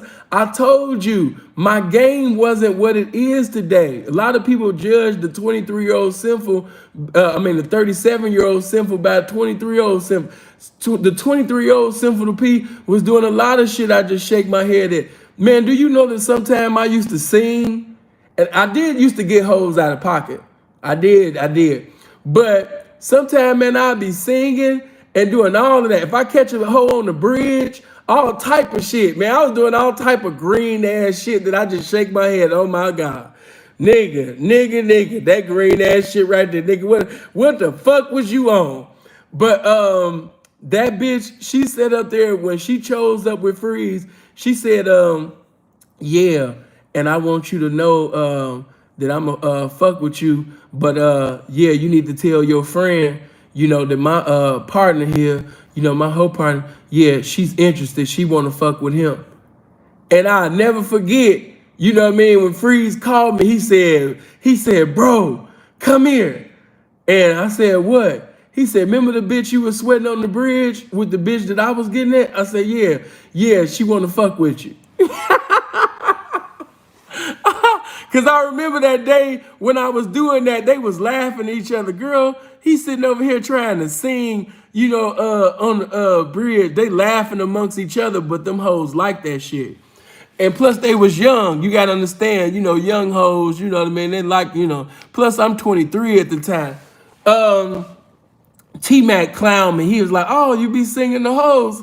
You know, T-Mac was like, oh, man, you know, I heard you be singing the hoes and shit. yeah, how that's working out for you. Yeah, that's how T used to talk. Oh, you singing, you still having, you throwing free concerts and shit for hoes. Nigga throwing free concerts for hoes and shit, man. You know, seeing, man, you know, you got it in you, man. You gonna be a good pimp, man, you know, one day, man. But you gonna have to stop doing all this square ass shit, man. You gonna pimp. What you trying to do? You trying to be the next Tony Tone? Yeah, you trying to be the next Tony Tone, man. You know, yeah, man. Y'all is singing and shit, man. You know. But anyway, man, let me open up the phone lines, man. For a minute, man, I was back in the day. All right, right, Andre, when you gonna break your bitch? That's how I used to talk. Now listen, this is what I will say to you guys. Sometimes some of you guys are like crowd drainers. You know, we want good questions that's going to bring some game. We want good questions that's going to bring enlightenment and entertainment. You know, statements that's going to bring that. If you are goofy or you just ask a question that's going to lead to, you know, 20 years of the spirit of boringness, I'm going to have to get rid of you. Yeah, we're going to have to bounce. So I'm just letting you know right now, you know, if your question ain't up to par, you know, if you coming in talking about something, yeah, P, I wanted to know, you know what I'm saying? You dig me? You know, because some of y'all be trying to sound so pimpish, you can't even get your question out. You under dig me? Know what I'm talking about? Yeah, man, you know, I told the Legos to let go of my ego so we could go to Figaro and I could go get a bankroll. You know what I'm talking about? Listen, man, just be yourself. Don't be trying to call in sounding pimpish and end up sounding dumb. You know what I mean? Just be yourself and just ask a question and go on about your business. All right? All right, let's open up this phone line, man. Hold on.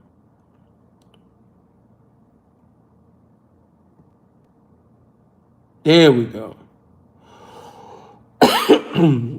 Yeah. There we go. Hold on. Let me replace that right quick. Okay. So the 702 number that you see right there, that's it.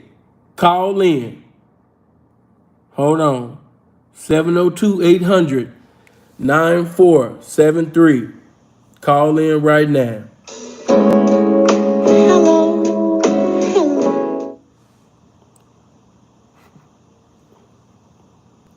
Hello. What's up, son? Top of it. Top of it, man. Top of it. What's going on? Talk to me. Hey, man. I heard you say something one time, man. I always believed you were solid, so I just want to make sure I got things clear as far as what you said about one time you had the hoe that was on the track. You had the hoe, she was on the blade, and she was under some pin already, and you was trying to knock the hoe, and you told her, you gave her your phone number. You said you told her to save your name under Sarah instead of breaking that hoe. Now, I'm curious, man, what part of the game is that? Is you out of bounds, or is that what's actually out here making more renegade bitches believing that they could be out here basically squaring up, man? Well, She what looking like she probably could have a you boyfriend put if she seen you put things.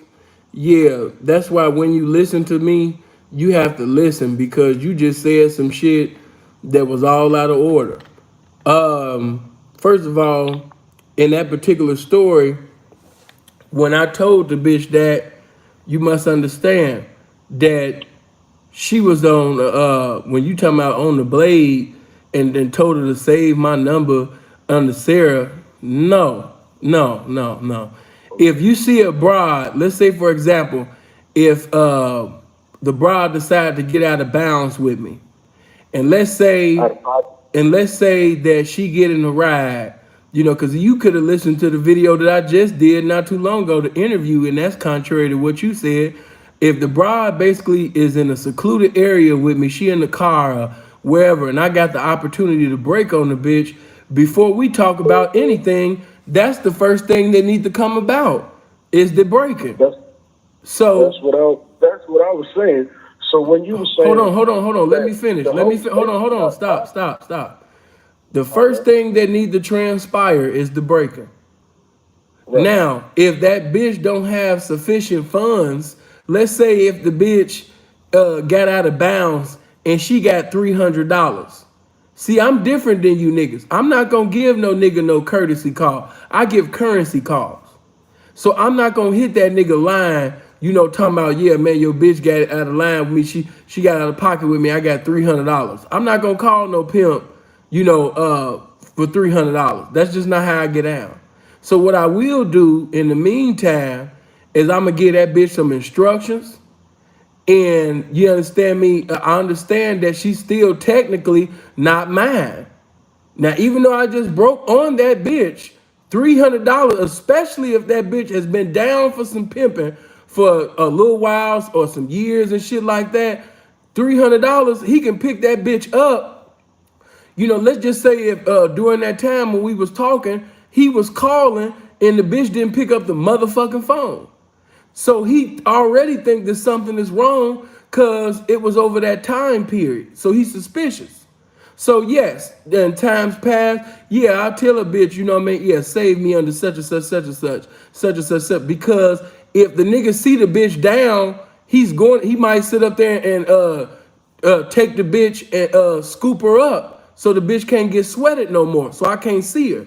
So at least if he scooped the bitch up and decide to move, because you got some niggas that be scared of pimping. If they find out that certain P's is in town, they'll sit like, oh, that nigga in town? Okay, let me sit up there and drive the bitch, all the way from Figueroa, and let me go hit International. He gonna go all the way to Northern Cali because he done found out some pimping is in Southern Cali. You got niggas that move like that. So yeah, man, I'm gonna have that bitch save my name in her phone, you understand me, as Sarah, because even though that bitch ain't on the blade no more and he done sit up there and Carmen San Diego the hoe, the bitch still got my information, you know, in her phone. And as soon as she get the opportunity, you know what I mean, she gonna hit me up. Even if he take her to another country, wherever he take her, if she still got that phone, she gonna hit me up. Yeah. Now, dig, I hear where you coming from, right? Now, dig though, when the hoe out of pocket, and she basically reckless eyeballing, she out here, she basically choosing you, but you ain't ready to send this hoe yet because she ain't coming with the proper choosing fee. Now, that's against the game when you ain't serving the pimping. Cause this pimp and his hoe is out of bounds. She out of pocket, and you ain't serving this bitch. You ain't serving the pimping. So that's why so many renegade bitches that'll be from one to another. Bro, I don't know what you. Hold on, bro. Your mind, what you saying right now has nothing to do with what I just said. I don't even know. I don't even know how. I don't even know how you drove to that particular boulevard. I'm on. Listen. No, listen. If the bitch, no, you didn't. You. Oh my God. Yeah, I could tell when a nigga just been watching documentaries about this shit. Hey, check this out, man. If that bitch, hey man, check it out. If that bitch did not have enough money, why in the fuck am I hitting his phone for $300? Did you just hear what the hell I said? Why are you giving the bitch your number and telling her to save it under Sarah instead of letting the pimp know that his hoe out of pocket? Okay, let me explain things to you, because right now you sound slow. If you give, hold on, stop. Let me give you understanding. Now I see why a lot of you guys be having 1 or 2 hoes a year. Hey, check this out. Another reason why I don't give a courtesy call and I'm giving the nigga a currency call instead is because a courtesy call is pretty much saying, yeah, I can potentially knock you, you know what I mean, for the bitch. You know what I mean? I'm in your business. I'm getting ready to do it. And so I'm going to give you the opportunity to stop me from doing it. So I'm calling you to just let you know I'm about to do it. But, you know, I'm letting you know you can hinder it right now. And I'm not doing that. I'm giving a currency call, not a courtesy call. That's to the blessings of this head game, P, and I think you know that. There's some new ways pimping that you on. And I think no, you sound silly. If the bitch, I don't know if you got your pimping, you know what I mean, from a Walmart greeter, but I've never been the one to sit up there and try to serve a pimp with $300, $400, $200. I'm not that type of guy. Not the hoe that's only checking 300. If she don't have something proper and sufficient, he won't be hearing from me. Why are you giving her instructions then? Because I'm a pimp. Oh my God. Listen, nigga, you wait a minute. Did you just say, wait a minute, stop, man. Be quiet. Hold on. Let me turn you down. Because you little boys be calling in, and what you should be calling in is with some humility, man. You sound stupid as fuck. You said, why, you know what I mean, did I give the bitch instructions? Because I'm a pimp, and that's what pimps do. And that ain't your hoe. She's supposed to break herself for these instructions. No, stop. You sound slow, man. If, first of all, number one, hold on, stop. If I give this bitch, it's just like, okay, for example, check this out, man, because goddamn, like I know common sense ain't common, but goddamn. If I tell a bitch, hey man, stop. If I tell a bitch, okay man, if we gonna talk at the same time or what? If I tell a bitch that was once with me, and I say, you know what I mean, don't if you decide to choose up or leave me, make sure you come with the next pimp with the proper interview fee, choosing fee, and you choose that man. But what if I told her that if you decide to sit up there and choose up, do not mention my name. And if she go choose that man, and she never say sinful to P, guess what? That means that when I see that hoe, wherever she is, because I didn't get a serving I wasn't notified, I can sit up there and technically still break on this bitch because I was not, you understand me, served. Now, if the pimp get into it with me and we talking, and he said, yeah, man, well, why you tell the bitch, to not mention your name? I'm gonna say, why that hoe with you and she's still following my instructions?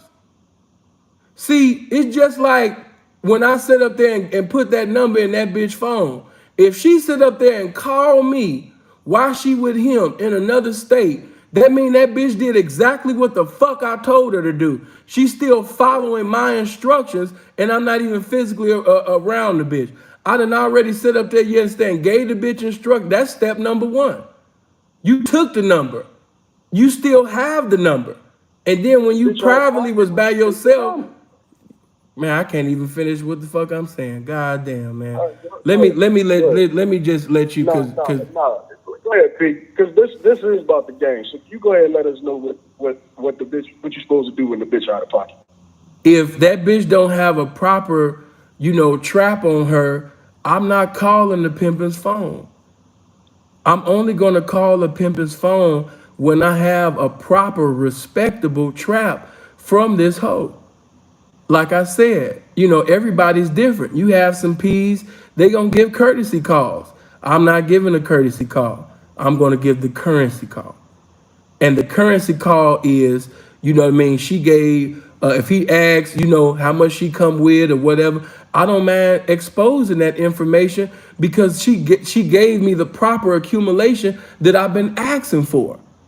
But I'm not gonna call no P like, yeah, man, I'm in your household. The bitch gave me $150. I'm not I'm not one of those guys. I don't know what's so hard to understand about what I'm conveying to you. Okay. So, Dave, the story that you told about the hoe that was on the blade, she under some pepper. And the hoe was out of pocket, Pete. Whether she gave you a respectable choosing fee or gave you nothing at all, actually, from what you said during the interview, and when you gave her your number, you gave her some instructions, and you ain't break the hoe. That's one thing. But that's a lie. See, like I said, you made your own story up, and you keep deviating, and you're editing the story to make this false narrative. I never told no story where I didn't break the bitch. You need to go listen to that story again. I didn't. You edited. Stop. You edited the story to basically come with this false ass narrative, nigga. No. Actually, actually, this not really about. This is what I'm trying to say. This ain't nothing personal. I'm trying to make sure that the rules and the integrity of the game is intact. And if you wanted to make sure that the integrity of the game was intact, you would have conveyed the story word for word what it was. You're editing the story. I never told no story of a bitch getting out of pocket and then I didn't break the bitch. We just chilling and having a Wendy Williams show with the hoe, no dough giving. Like, no, that's some shit you got going on. I didn't say no shit like that at all. Is the hoe out of pocket when she's sitting there in another pimp car? Is she out of pocket? We got that established. I said the moment that when she first even come into the presence of pimping, before we even do some talking, she need to be grabbing them dividends, you understand me, out of her purse, or pussy, or a bra, wherever the fuck she got it. This is all I'm trying to say, Pete. That Pete was supposed to be served because his hoe out of pocket, and that's why the bitch is doing that with every other pimp. Yeah, you're speaking incorrectly. I don't know who taught you the game. Excuse me. I don't know who taught you. I don't know who taught you the game, but you do not serve. I am not serving any pimp for $300 or $500. I'm not serving that man for that. I respect the game too much to serve a pimp, and that's the problem with a lot of you guys. If a pimp, excuse me, if this pimp has been mashing on this hoe, he done got vehicles, pimp miracles out this hoe's pussy, and you sitting over there calling this man about a $500 or $400, $300 that she gave, you are a jester. You are a comedian. Come with some pimping. About the amount of money. What I'm talking about is the hoe out of pocket. I'm starting to think that you high or you on drugs, bro. I'm gonna have to let you go because you too slow, bro. No disrespect, bro. But you're starting to sound slow as hell to me. I've said this shit slower. I don't think you answering what I'm saying, brother. Bro, how old are you?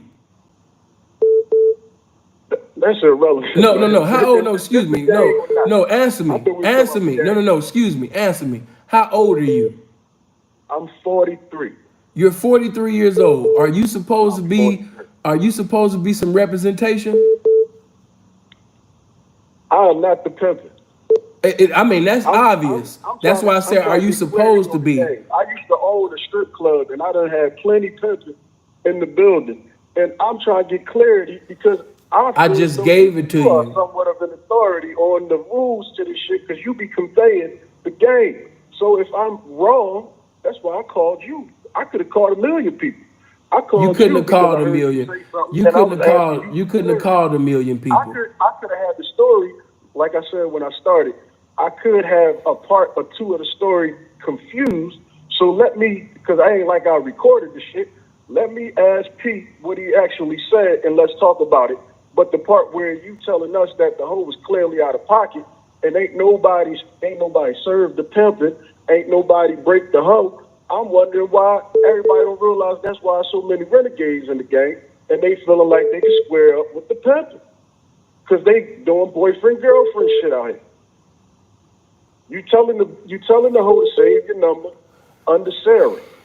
If you ain't gonna break the hoe, why is you telling this hoe to take your number and that's sneak pimping?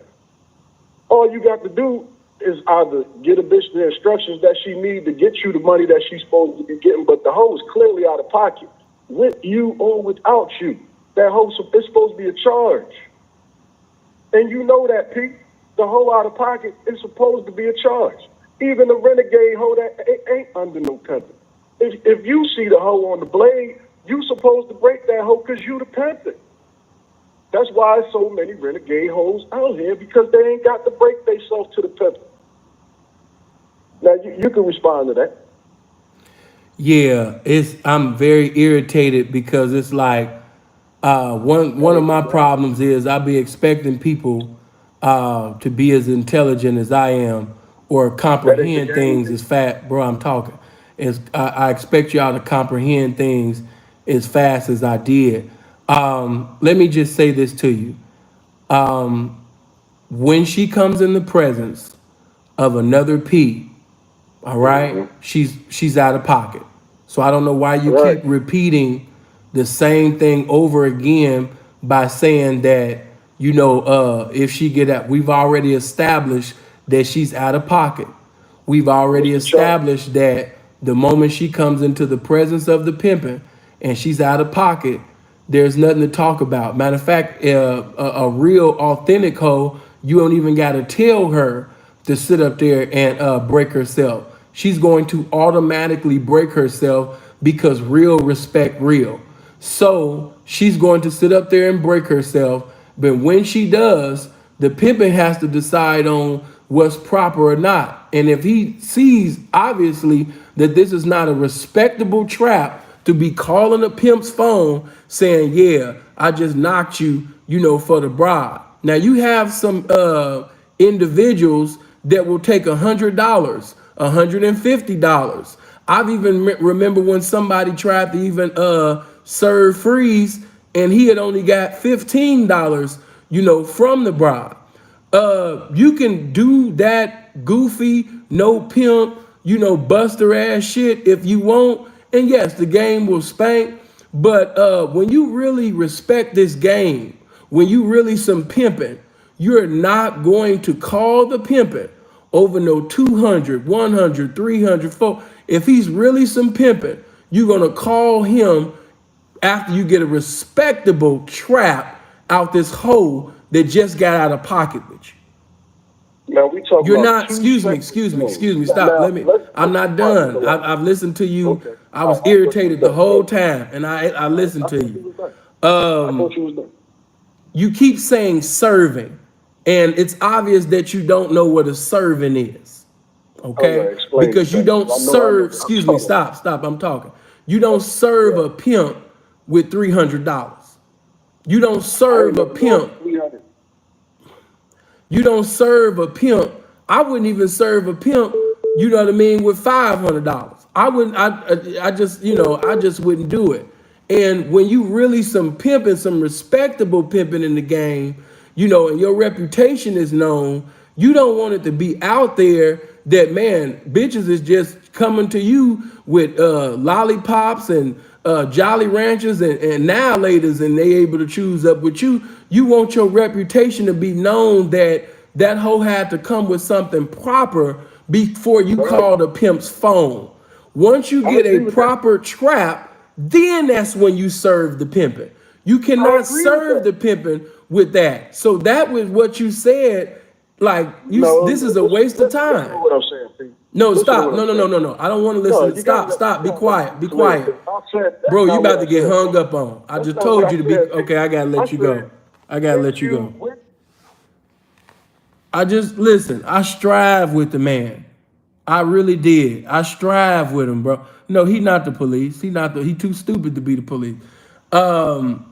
That was irritating. I strive. I mean, I've strived. I strived. Hello. what's up, Sam? What's going on with it, man? Talk to me. Yeah, this KB Carter from Memphis, man. I've been listening to you about a year. I Okay. just wanted to commend you on. I ain't no pimper now, but I'm just commending you on how you be telling the youngsters not to follow you. You know what I mean? You said a 404 number, Prince. Okay, Prince. Okay, now what say that one more time. You wanted to commend me and say what? Commend you on speaking to the youngsters because me myself, I did 15 years of prison. Mm-hmm. So we don't need them doing the shit we were doing or what. I mean, I wasn't doing the shit you was doing. I was on some other shit, but I just want to put that out there, man, because people glorify this street shit so much, man. It really ain't what it cracked up to be. Right, right. Well, man, I appreciate you, man, and blessings to you and blessings to Memphis, man. For sure. All right, Love. T. You tried hard. I did. I did. I really did. That took the patience of God, man. Lord God. Okay, you said a 404 number. Don't nobody call. Allow this 404 number to call in. Hello. Hello. Hi, Hi. Sam. Who am I speaking with? The Empress. The Empress? Oh, okay. The Empress Akibaline. How you doing? I'm doing all right, darling. Talk to me. Yes, greetings to everyone in the chat. I just have, I want some clarification. Hold on. Hold on. Um, Stop. Hold on for a minute. Hey, stop calling me while I'm on the phone right now. It's not like I'm going to hang up on her to speak to you. Just wait till after the phone call and then call me. All right? So, okay, talk to me. What you talking about, man? okay, I just need some clarification. I know a woman can never be a P, right? But since I'm a licensed barber, so, I met a lot of people and deal with a lot of people on a daily. And I know women that I would call them madams. Prime example, the Scrappy's mom. I'm from Atlanta, so I know for a fact that she had a brothel. Would you consider her to be in the game even though she's not a P? She's not in my lifestyle and never was. I think that Scrappy's mom was in an area of confused females that didn't know the game. And so, because they didn't know the game, they ended up being around somebody who was embracing, something that they wasn't, and of course, when you ignorant, you would choose up with the fraudulent, whether it's male or female. The green to do anything. The green to give the green to anybody. So, ignorance, is a killer. And ignorance will basically make you pay a bitch, a gorilla, killer, anything contrary, to this game. Ignorance. So I just believe that she was around some females who were ignorant and who basically just was on some money chasing shit, and they were just on one accord, and she just so happened to be presiding over some females who didn't know the game, who was just foolish. And then you got girls that are into the whole lesbianism dyke thing, and they end up basically putting a label on something, and that label has nothing to do with the foolishness, the comedy, the abomination that they have in participation in. because the game ain't have nothing to do with that. Pimping ain't have nothing to do with Mama D. You know, when she made that song, I deserve to be loved, she was saying that, you know, she was really crying out for help. Now, how is a pimp talking about some I deserve to be loved? You know what I'm saying? She was calling out for the pimping then. You know, if Mama D had actually came around some real authentic, full-fledged, you know, pimping that really knew how to charm and disarm her, man, Mama D would have been selling pussy for that pimp like a motherfucker. You know what I'm saying? But, you know, she ain't got a pimp bone in her body. She was just a confused female that was around some females that was more confused than her. It was just the blind leading the blind. Okay, yeah, that's what they said in the chat, but I want to get clarification from you. Yeah. You know, we don't use words like female pimps and madams and shit like that, because that's really blasphemy and profanity over here at this channel. Okay. Yeah. But what city? I appreciate Hold on. you. What city you coming out of again? I'm from the real Atlanta, Vine City, West Side. I like the way you even said West Side. Like that made me. Yeah, I like the way you said that West Side. Look, you might want me to be your barber now. Don't play. Hey, you know what? I got hair now, but if you was around me, can you braid? I used to. I retired. Now I'm just I cut hair and locks. That's all I do. Okay, but you still, by you being a barber, you know how to line it up though. Oh yeah, I'm gonna put that sort of cocaine with my clippers, baby. Okay. Well, yeah, I just want to let you know I appreciate you for calling in. How long you been watching this game? Over a year now, and I really appreciate it, especially when you do when you break down the words. I definitely can discern that you have an anointing on you, and I just pray one day that you walk into that, because we need real men of God to really preach the word and really tear down some of these things that's going on in the world. So I listen to you. I've been listening to you for a year, and I rock with you the long way. Oh man, I like that. And see, I ain't gonna lie, I usually tell guys don't ever say that to me, but I like when a woman say that she rock with me the long way. You know? You know? But yeah, baby, don't let this be the last time that you call in. Yeah. It won't. All I'll right. definitely call in again. All right. Well, hopefully today will be as beautiful as your appearance. Enjoy your day, baby.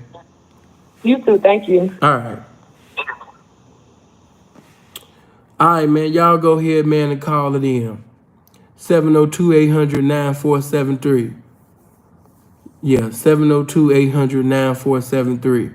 She's always in the chat. Yeah, I know who that is now. Hello? Yeah, what's going on, Sam? Yeah, talk to me. What's going on? Yeah, man. So yesterday I was listening to your episode, and you were saying growing up, the BDs used to be the dustiest of the dusty, right? Yeah. Okay. Now here's my question to you then.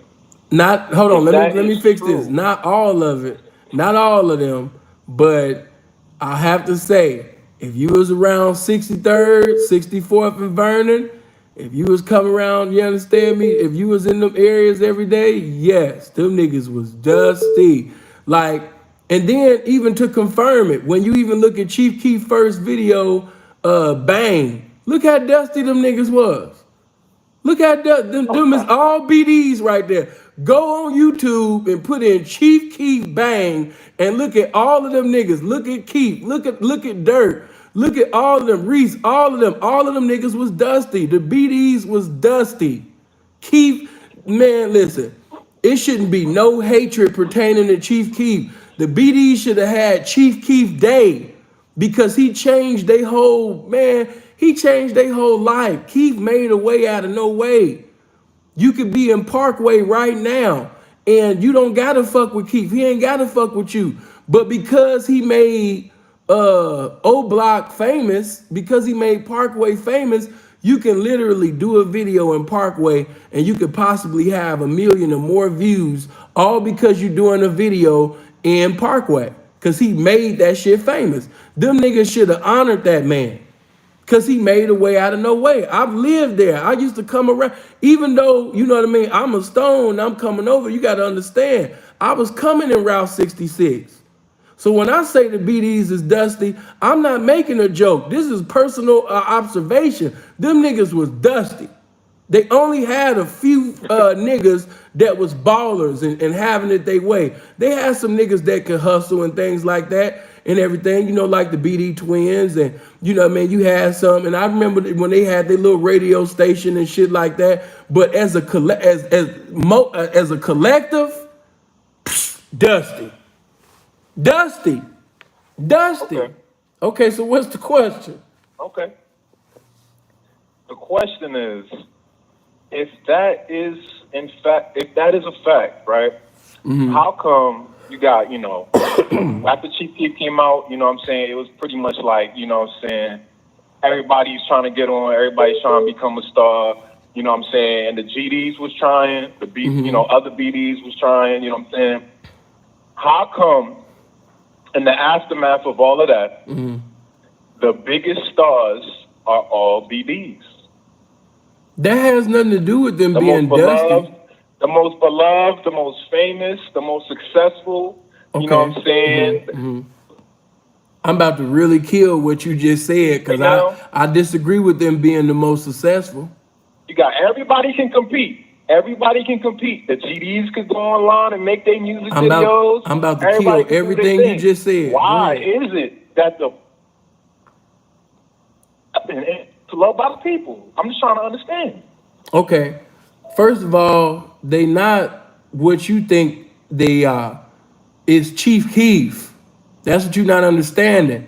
It's Keef. It's not the BDs. Niggas was screaming they 300. Suburban kids was saying they 300. Suburban kids was saying King David because of Keef. You're mistaken. You're trying to put the motherfucking praise and worship service that Keef was getting, and you're trying to put that all on the BDs, and that's contrary to the truth.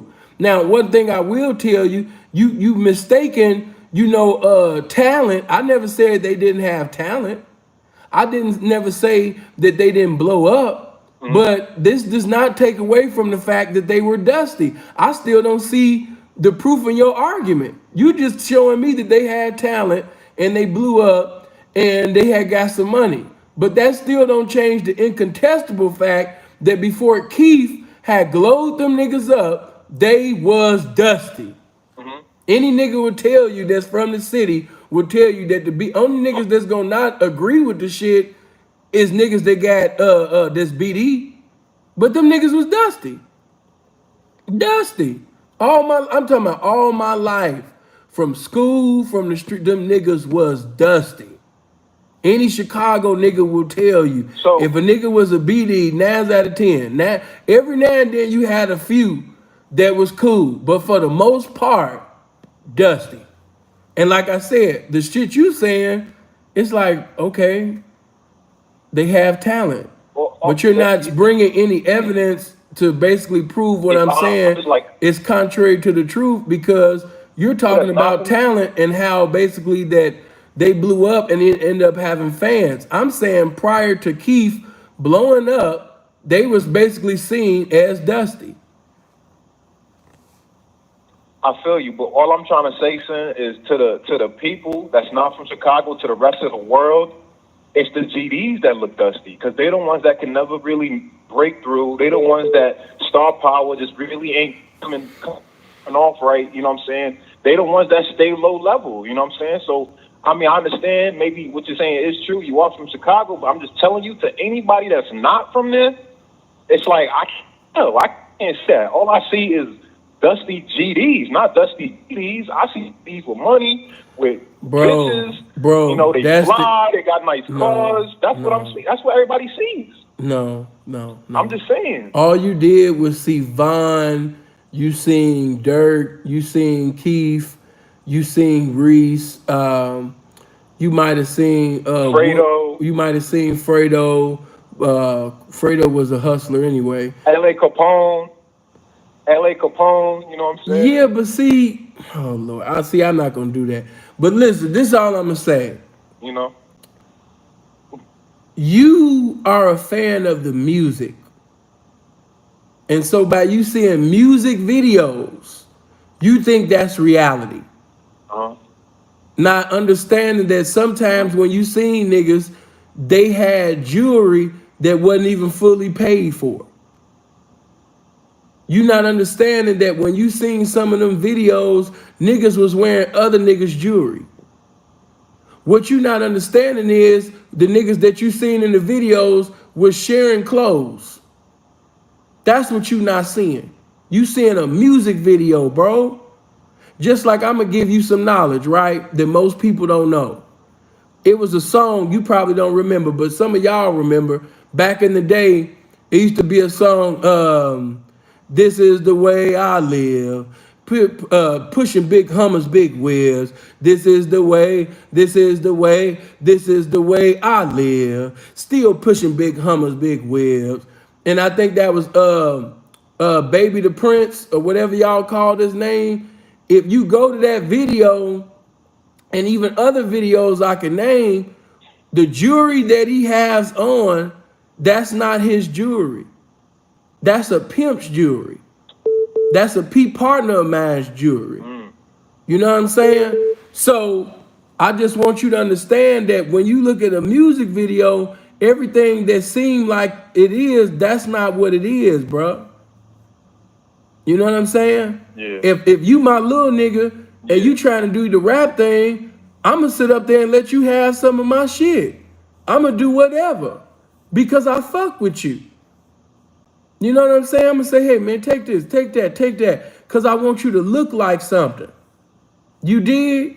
So yeah, man, it ain't like that. And I'm gonna put some paint where it ain't and say what most can't. Hey man, I'm born and raised city of Chicago. And yeah, we got dusty niggas in every tribe. We had dusty niggas in every organization, but some more dusty than others. But one thing I can say, you know, when I was coming up in the 90s, I can't lie about that. I knew some GDs that was hustlers, true hustlers, getting to the money.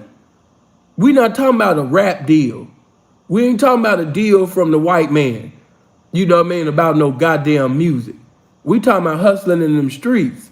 And I can't take that away, you know, from some of the folks that I knew. You know what I mean? Yeah, the GDs, and then you had some BDs doing anything, but as a collective, they was dusty. I know some dusty GDs. It was dusty on both sides. But I do know I knew more GD hustlers, niggas that was getting to the money more than the BDs. Now, of course, if you are out of towner and you just seeing Chicago on the screen for music videos, yeah, you gonna say the shit that you saying.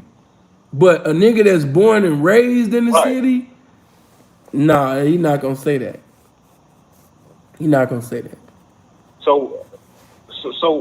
So what is it though? Do you think they just don't got that star power to them? Like, what is it? You know what I'm saying? Our organizations, every tribe has talented people in it.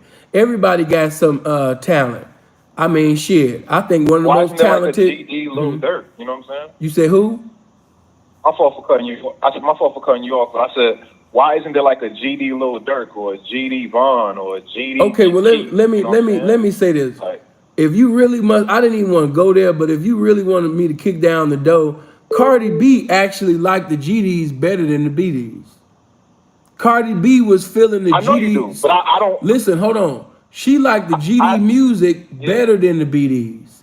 And to keep it real with you, Cardi B. hold on, yeah, Cardi B was feeling the GDs more than she was feeling the BDs. Mm-hmm. She liked their music, they swag, everything.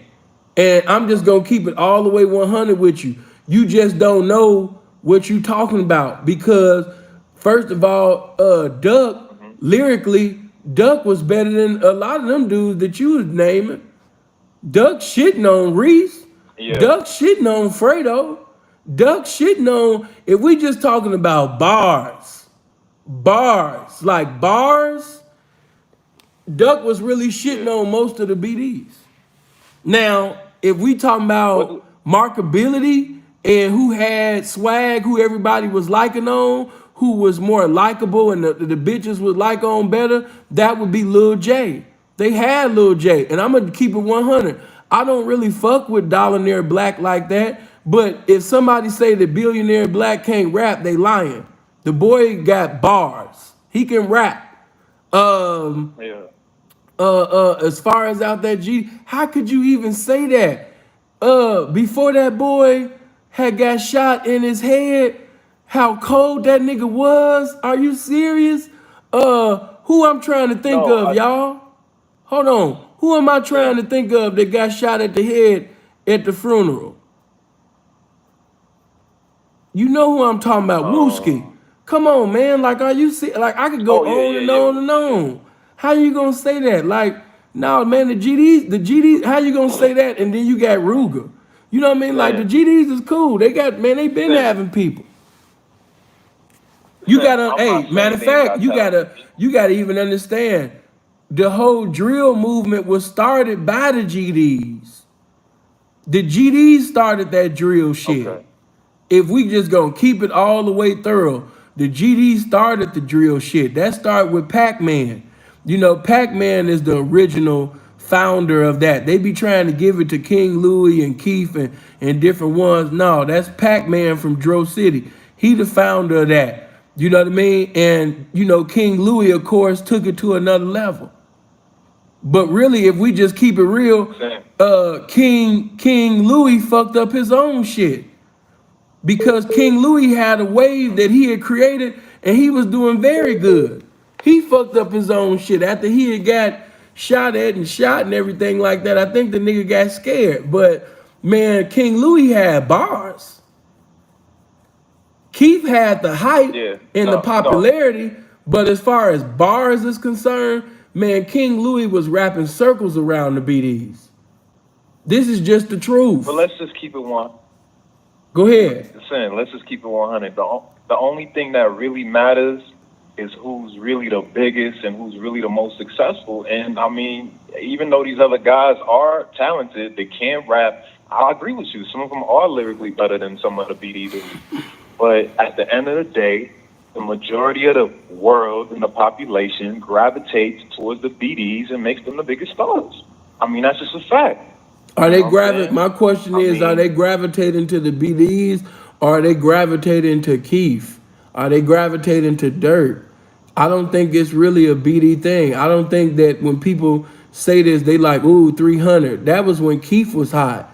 So I don't really think it's really a cold BD movement no more. It's really just an individual thing. You know what I mean? Now, of course, with OTF, you can associate, you know what I mean, that with that, but it's not really what you think, man. It's talented motherfuckers, you know what I mean, in every movement. But of course, you had the BDs, once they got on, you know, they did certain things to keep certain GD niggas from rising to the top. You know, that's how that was. Because honestly, Lil J already had songs that would have put him at the top if he had the right money behind him. He really did. If he had power behind him, Lil J could have just, I ain't gonna say he could have been as big as Keith, but Lil J, Lil JoJo, FBG Duck, Louis was already the man. Them niggas was nice, man. I can't take that away. Them niggas was nice, man. But look, let me move on, bro. Let me open up the line for somebody else, bro. I appreciate you calling in. Love. All right, bro. Peace. That man was gonna beat me up. Hello? Hi. I like the way you said Hi, is this it? I like the way you said hi.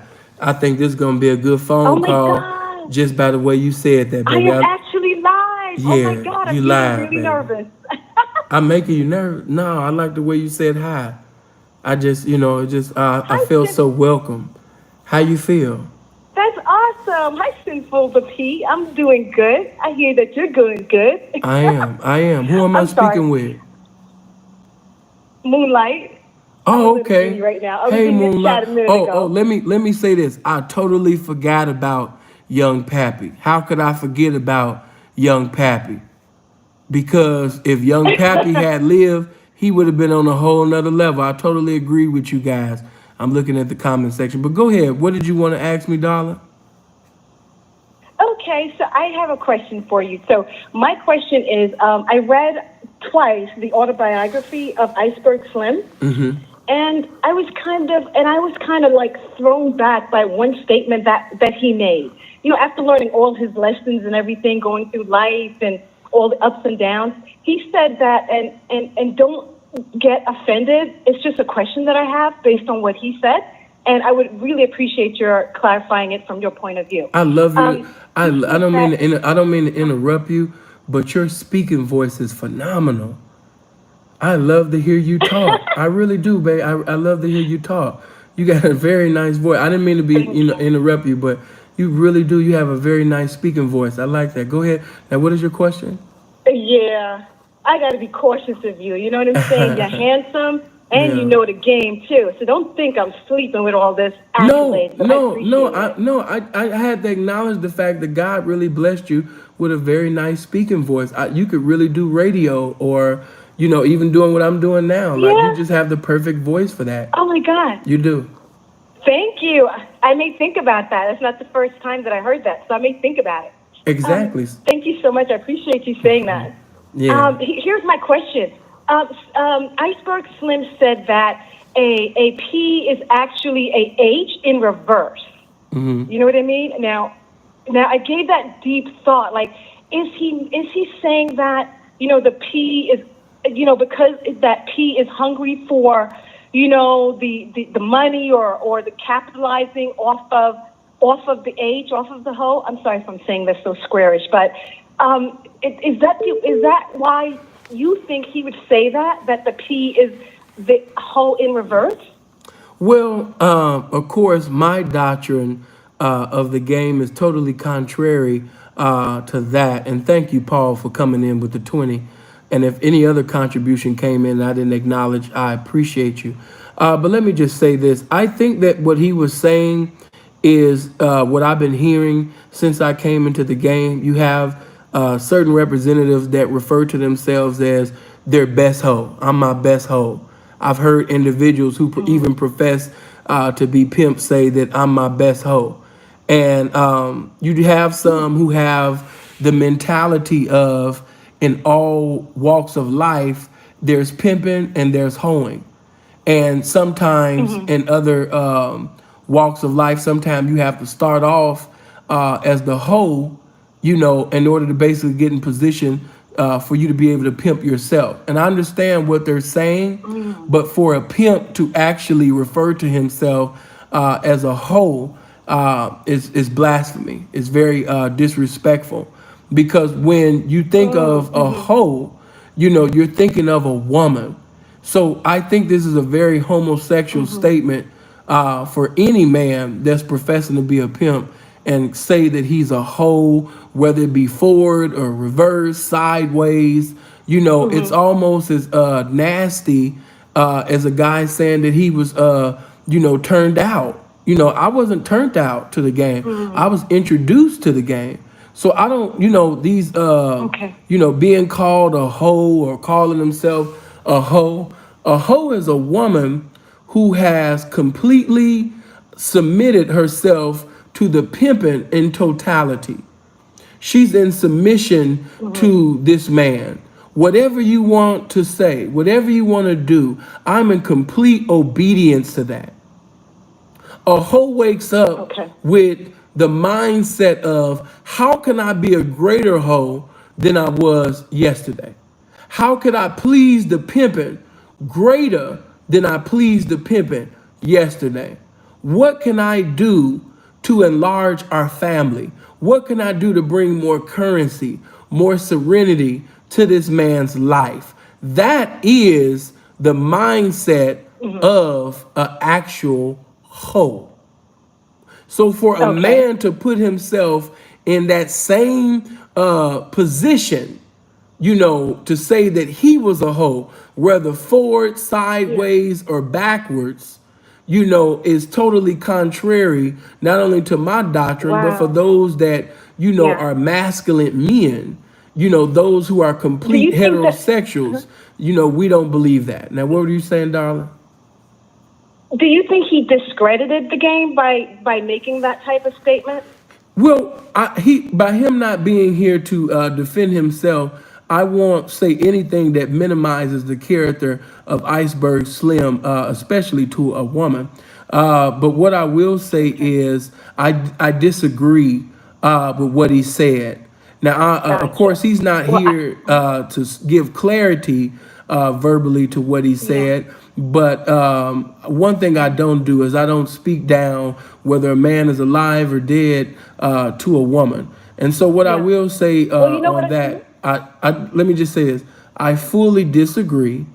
And I think that that is totally contrary to the game. That doesn't take away from his legend that he was wrong, because I'm not right about everything. But one thing that I am right about is a pimp is not a hoe. Thank you, Sinful Pete, for making that distinction. I'm going to read it again, just to, and take back what you've shared with me. I needed some food for thought about that. So I have to, I'm kind of, I'm open to learning about all of our levels, whether good or bad or whatever. So I'm not afraid of going back. Just let me just say this while you're on the line. Correlation. Let me just say this while you're on the line. I don't think that she's the police. I don't think that she's the undercover. Who, me? Yeah, they refer to you as that, and I think that you would have came. Yo, I'm from Brooklyn, 917. That's American on board. What are they talking about? No, I'm not.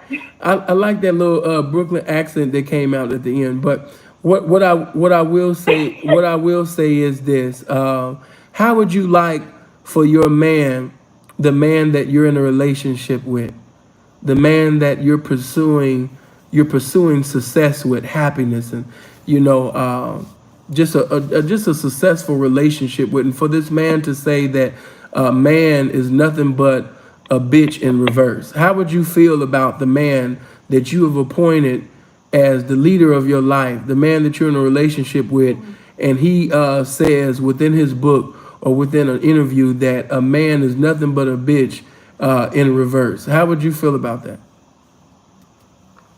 Geez, I would be curious as to why he would say that, and kind of look at some of his background. I mean, people just don't, create things out of the air to stand on. It has to be a basis for him saying that. So I wouldn't come off and have a quick answer for that. I would think it kind of strange, but it would pique my curiosity to find out why he would say that. Same thing with me and that author that I just shared with you. Piqued my curiosity, considering that most of his life was spent in the game. For him, towards his end of his, his career or whatever you want to call it, to kind of share that in his autobiography as one of his lessons. So I just want to say, and I don't want to take too much time, Sinful Pete, because I know you have other people that want to call, but I actually ran into your channel when you did the review for R. Kelly, and I thought that was so insightful. It was so interesting that I had to listen to you a little bit more. Although your name is Sinful P, I'm like, okay, let me listen to you a little bit more. And I love the clarity that you brought to that whole scenario. And I found that the lesson in that was that either we're learning the lessons or we are the lesson. So that was my takeaway from your synopsis. Well, I knew where you came from because that was the first time you've ever commented on my channel. So I was just assuming that that's how you came, and now you just confirmed that. So no, I appreciate you asking me that question, and hopefully that won't be the last question that you ask me. No, it won't. Okay. I think you're cool. Okay. And I can see why they call you the P. So thank you so much. I appreciate your time. Well, thank you, darling. Thank you for calling in. Love. Bye.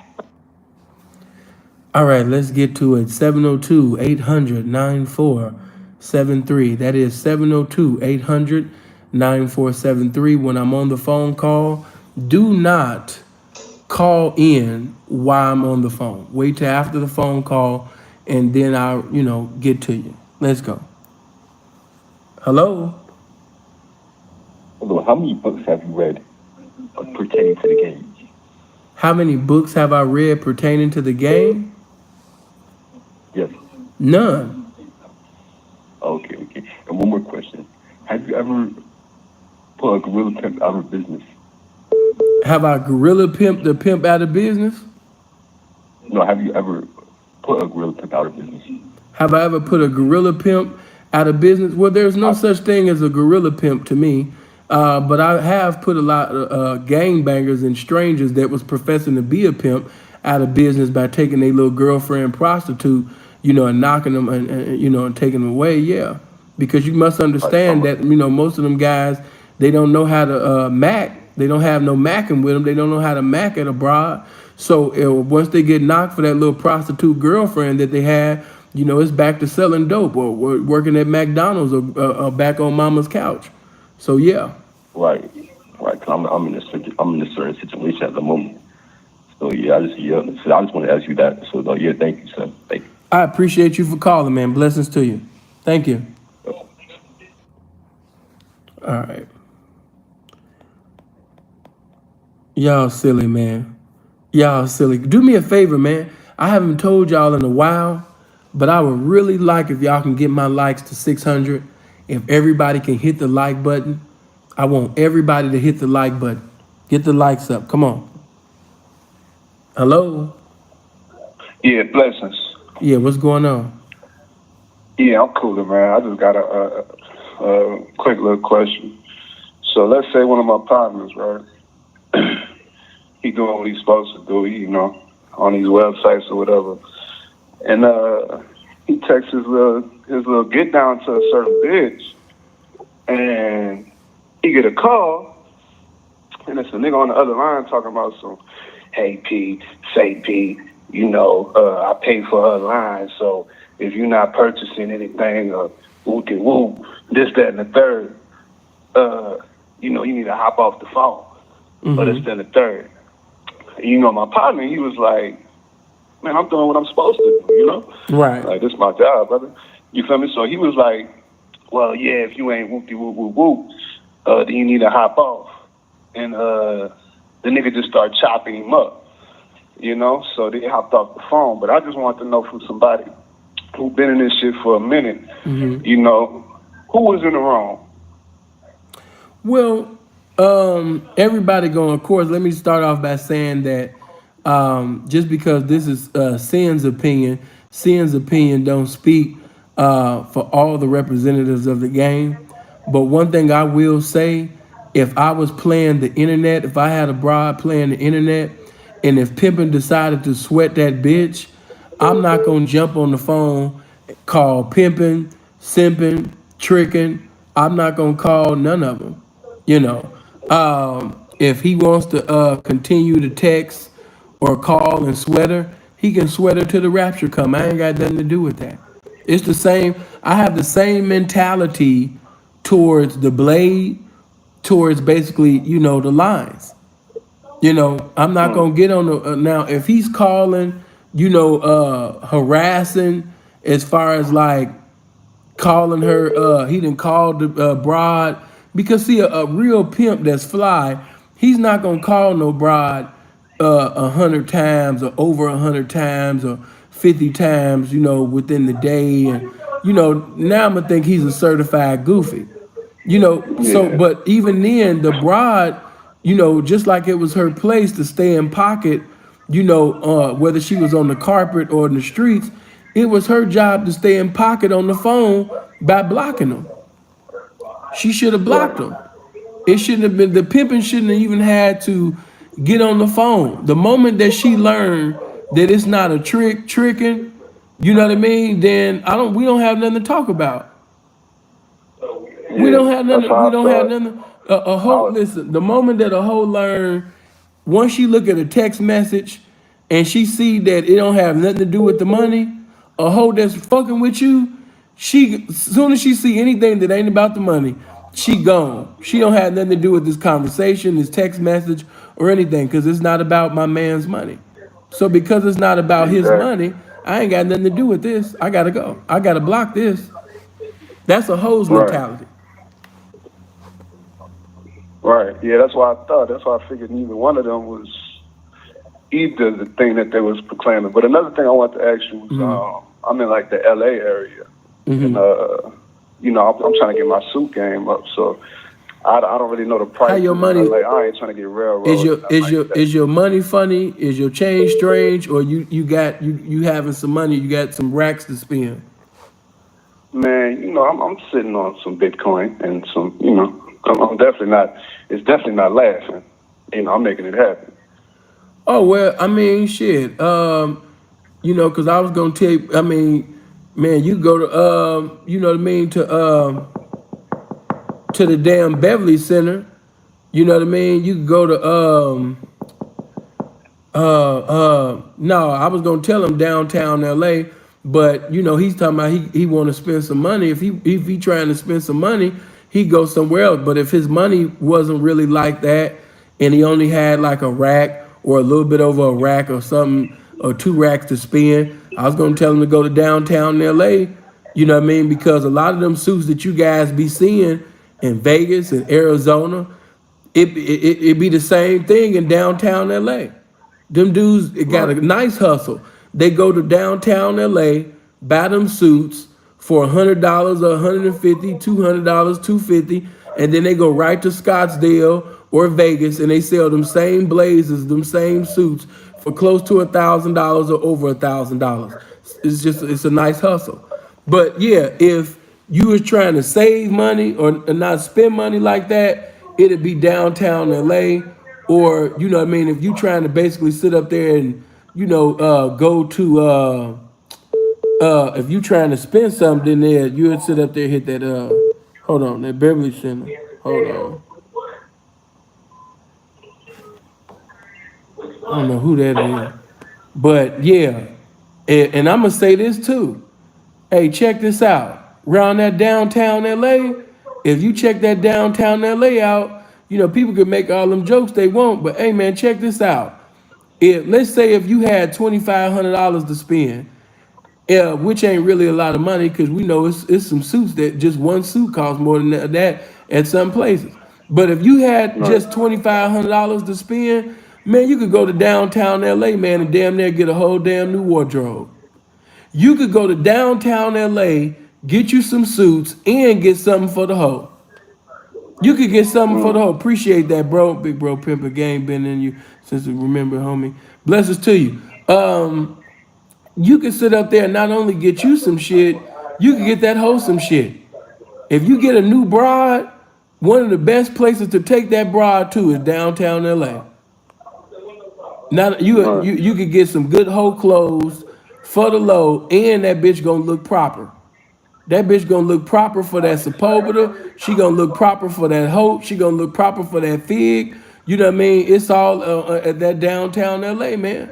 All you gotta do is go to downtown LA. You're gonna be blown away. You're gonna see certain attire, and you're gonna be blown away that it's even that price for that bitch. And as far as the suit game, shoes, all of that, downtown LA.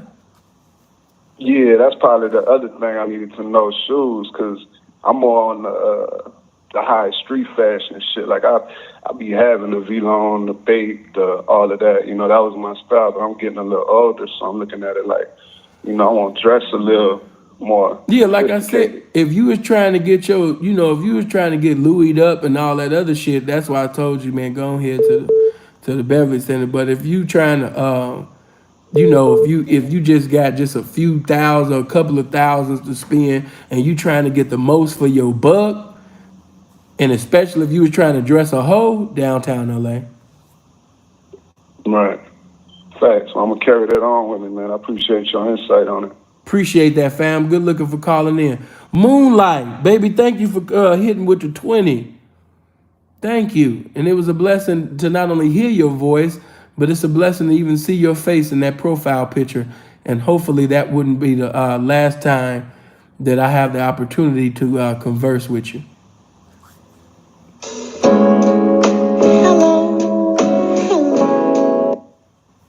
Hello? Hello? Hey, what's up, bro? Hey, can you hear me clear? I'll be having bad reception. I can. Hello? I think I can hear you. Go ahead. I'm responding Hello? to you. Bad reception, man. I don't know if you can hear me. Can you hear me better now? Yeah, I can hear you, bro.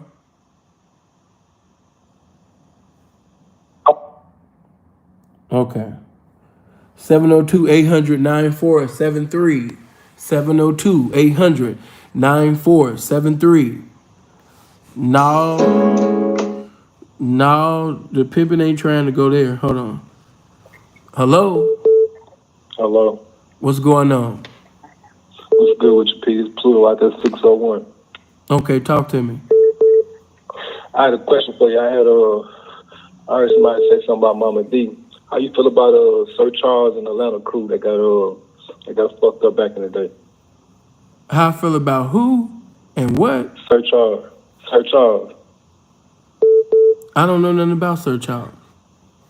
Sir Charles was allegedly supposed to put Mama D on. He's from the Cali, but he moved to the A. Yeah, I don't know nothing about him. And my next question is, what you think about Mississippi? Why Chicago and Mississippi like apples and oranges when it comes to the gang shit? When it come period, because most of it was some good people that moved from Mississippi that came to the shop. Same people. Right? Why you think it's like? Why you think the structure It's different, the same. though? It's the same people. I mean, you talking about apples and oranges? I mean, it's the same people. Mississippi and Chicago the same. Chicago ain't nothing but Mississippi people that move. Right, but I'm speaking as far as like the gang culture, like behind bars and shit like that. As far as the structure, why you think the structure different? Well, from what I've been hearing, Mississippi actually playing it, according to, how it's supposed to be played accordingly to the lick.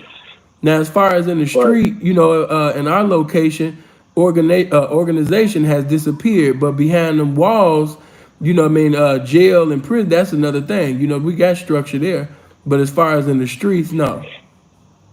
Okay. Yeah, that's what I wanted to ask you, Pete. You know what I mean? I heard good things about you. I come about that Ronnie Slim school, right? Oh, okay. Yeah, well, blessings to you and Ronnie Slim in Oklahoma. Yeah. Yeah. I was just tapping in with you, though. Appreciate it. Man, appreciate you calling in, man. Blessings to you and blessings to my people in Mississippi. Love.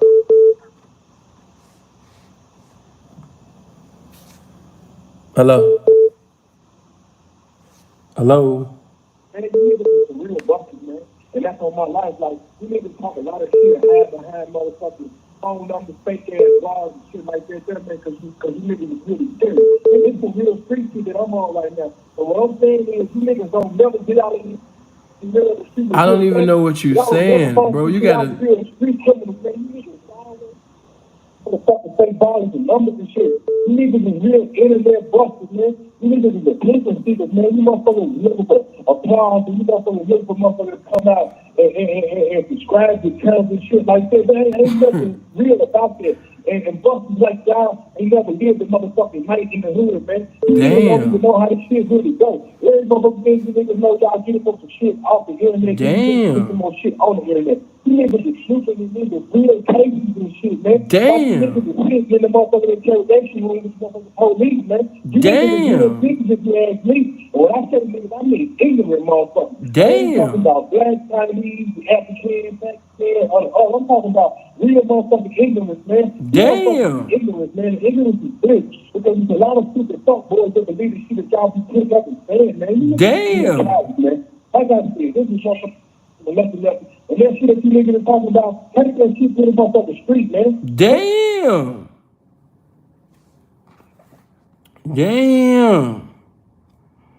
Danger. Damn. Hold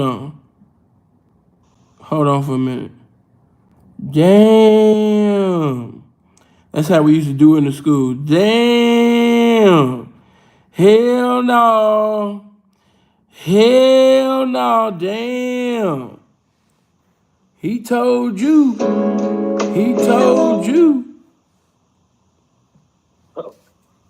Hello. Peace to you. Turn your calling. turn your background off. Yes, sir. It's off. Yeah, talk to me. Hey, I just got a square observation. I just want to lend to the conversation. Okay, go ahead. Hey, on the first brother that called being 43 and been a strip club owner, it's different applications to the game. You got the rules, and then you have to apply the rules according to your situation. And it was like, he's calling, talking about the story and not really understanding that Sam was talking about, hey man, in this situation, as not to break other rules down the road, this is how I'm gonna play the game. You know what I mean? Not breaking any rules, but just modifying the game and applying it to here. So when I get down to the other part of the game, that it all falls in line. You feel me? I'm listening. Go ahead. And to the young brother who called talking about the BDs being dusty, that was funny as hell. And Sam ain't never lied about that. But on the real side of it, the GDs is the ones who opened the door for entertainment in Chicago. You know what I mean? Because they had the GD parties and the GD picnics and the GD concerts and shit like that. The GD T-shirts. The what was that called when they had the motherfucking handcuffs on the T-shirts? Free Hoover back in the mid 90s, 95, 96. Now hold on. Just for the record, in the 90s, yes, the GDs was doing their thing. But I don't want to be disrespectful. We're not going to go that way. But I will say that you have to understand that damn near everybody on the South Side, you know what I mean, was pretty much repeating or trying to do what the Moes was already doing. You know what I mean? In the 70s and the 80s. In the 70s and the 80s. No doubt. For fact, that ain't nothing but in the 60s. The 60s, the 70s, and the 80s. No doubt. No doubt at all. At all. Agreed, brother. Pardon me for not bringing that in there. Yeah, but go ahead. I'm listening. Far enough historically. So, you know, that was just my square contribution to the game. Just listen, I've been listening. That is true. Hold on. Let me put this out there. Bro, I already said that. I said that it's dusty, dirty niggas in every mob, every tribe. You know what I mean? Every organization. The Stones got dirty niggas too. We're not putting false information out there. But you cannot deny as a collective, you know what I mean, the BDs was dusty as hell. If you say anything contrary to that, I'm just gonna think that you either a BD or maybe you got family and y'all just BD crazy. But you know what I mean, as a collective, I'm just telling it like it is, man. Niggas was dirty. But go ahead. Hey, no sir. You ain't never lied. I mean, I was on the South Side and in the area around them guys. And when I was coming up around Rock Island, it wasn't nothing but really the Lords over there. So, I just was commenting on that and knowing where you're coming from. And remember, nobody really knew what BD was and what they was about. Not dissing them, though, but they was dusty. No lie. Yeah. No lie. But it was dusty niggas everywhere because I used to be in the South suburbs. There was some dusty moles out there. Yeah. Yeah. So, you gonna find, but see, me personally, those that, I don't want to go there. But in my mind, if you seen any of the brothers, not up to par, 9 out of 10, maybe he might have been going through something, or 9 out of 10, he might not even been, a true Black Stone.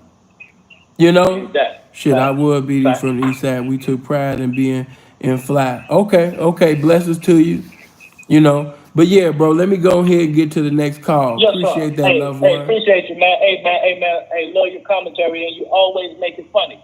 And often a truth is told in jest. Thank you, love. Yeah, I don't want y'all to think that CN got hatred towards the BDs. No, I don't. I got friends and family, that is BDs. And then I even told you the truth. Even my auntie even called in that day and confirmed to y'all that, my father was one of the original Devil's disciples. So, you know what I mean? I ain't on no dissing. What's going on? How you doing, man? This is Kenny out of North Carolina. How you doing? Oh, man, I'm blessed, man, to see another day. My head is above ground, and I still got my liberty in society. Talk to me. Man, I just wanted to testify a little bit, man. I mean, the last time I called you, you had a call in, and I asked about suits. Mm-hmm. And you told me, get the whole thing. Get the pins, get the jacket, shirt, everything. So I got it. Mm-hmm. And a couple weeks ago, they had a little concert at a little club, a little older club, 35, 30-ish. So I put the suit on. And I was the only person in there with that suit. And, man, the power in that suit, man, it was almost like you look see a bitch in the club and she got the fattest ass, the biggest titties, and everybody staring at her. That's what I felt like. I just chilled in the cut right by our door, so the Yeah. ladies be coming in and out. Man, bitches was tripping, falling over. Look, I didn't even have to holler at nothing. They was coming to me. Yeah, It yeah. was amazing. It was different. I tell my friends, they be like, "Nigga, you crazy. I ain't gonna put on no suit. You gonna be the only one." But You was if they knew, you was they happy. knew, man. I appreciate that. Yeah, you I was happy. appreciate that, You man. was happy you put that suit on, huh? Man, I gotta go to the grocery store now. I want to throw it on, man, for real. Hey, being So I've clean. been getting Go my. ahead. Go ahead. No, go ahead. Go ahead. So I've been getting my collection. I've been going to. I put it in the chat. Indochino. They got one in that Mississauga area too. You probably heard of it. So make sure it was tailored. They got nice fabrics, and with the little side hustle I do, you know what I mean. The game that you be giving is perfect. So I just use that and apply it to my square life. Hey man, I'm eating pretty well over here, man. I appreciate that, sir. All right, man. Blessings to you. Yeah, man. Thank you. And you need to wear that suit to the grocery store, man. You don't know when your next woman, where you gonna meet your next woman at. That's why it's mandatory to be clean at all times. You might meet your next woman or pimp. You might meet your next hoe at the cleaners or at the laundry mat. Hello.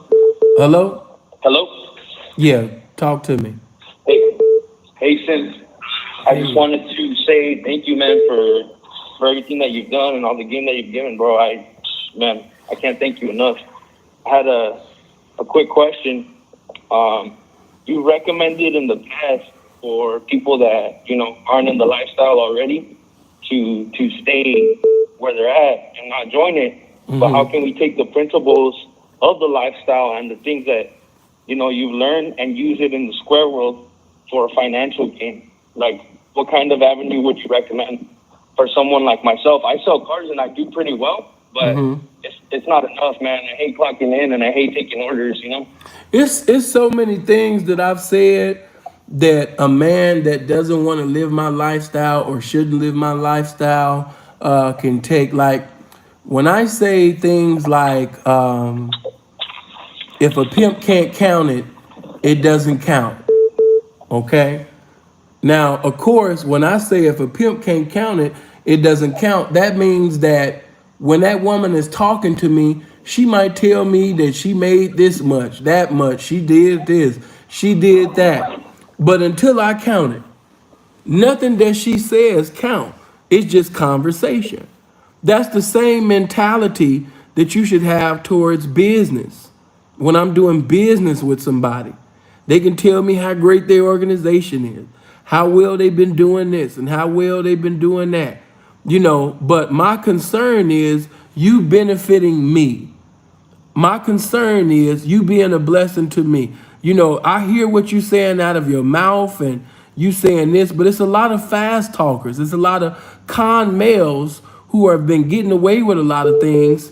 And they've been able to do it because they legally have been basically using things. They're on the legal side of things. So they didn't con people out of millions and all of that. But, if you got the, none of that stuff count. I don't care what you talking about, how fast you talking, how many big words, how many 15, 20 letter words that you're using that I'm not unfamiliar with. If I can't do this, if I can't, get something that, is benefit to me first, or if I can't do this, then I'm not going to mess with it. I'm not going to come out my pocket, or I'm not going to deal with you, or I'm not going to, just that mentality of, let's say, when we say, I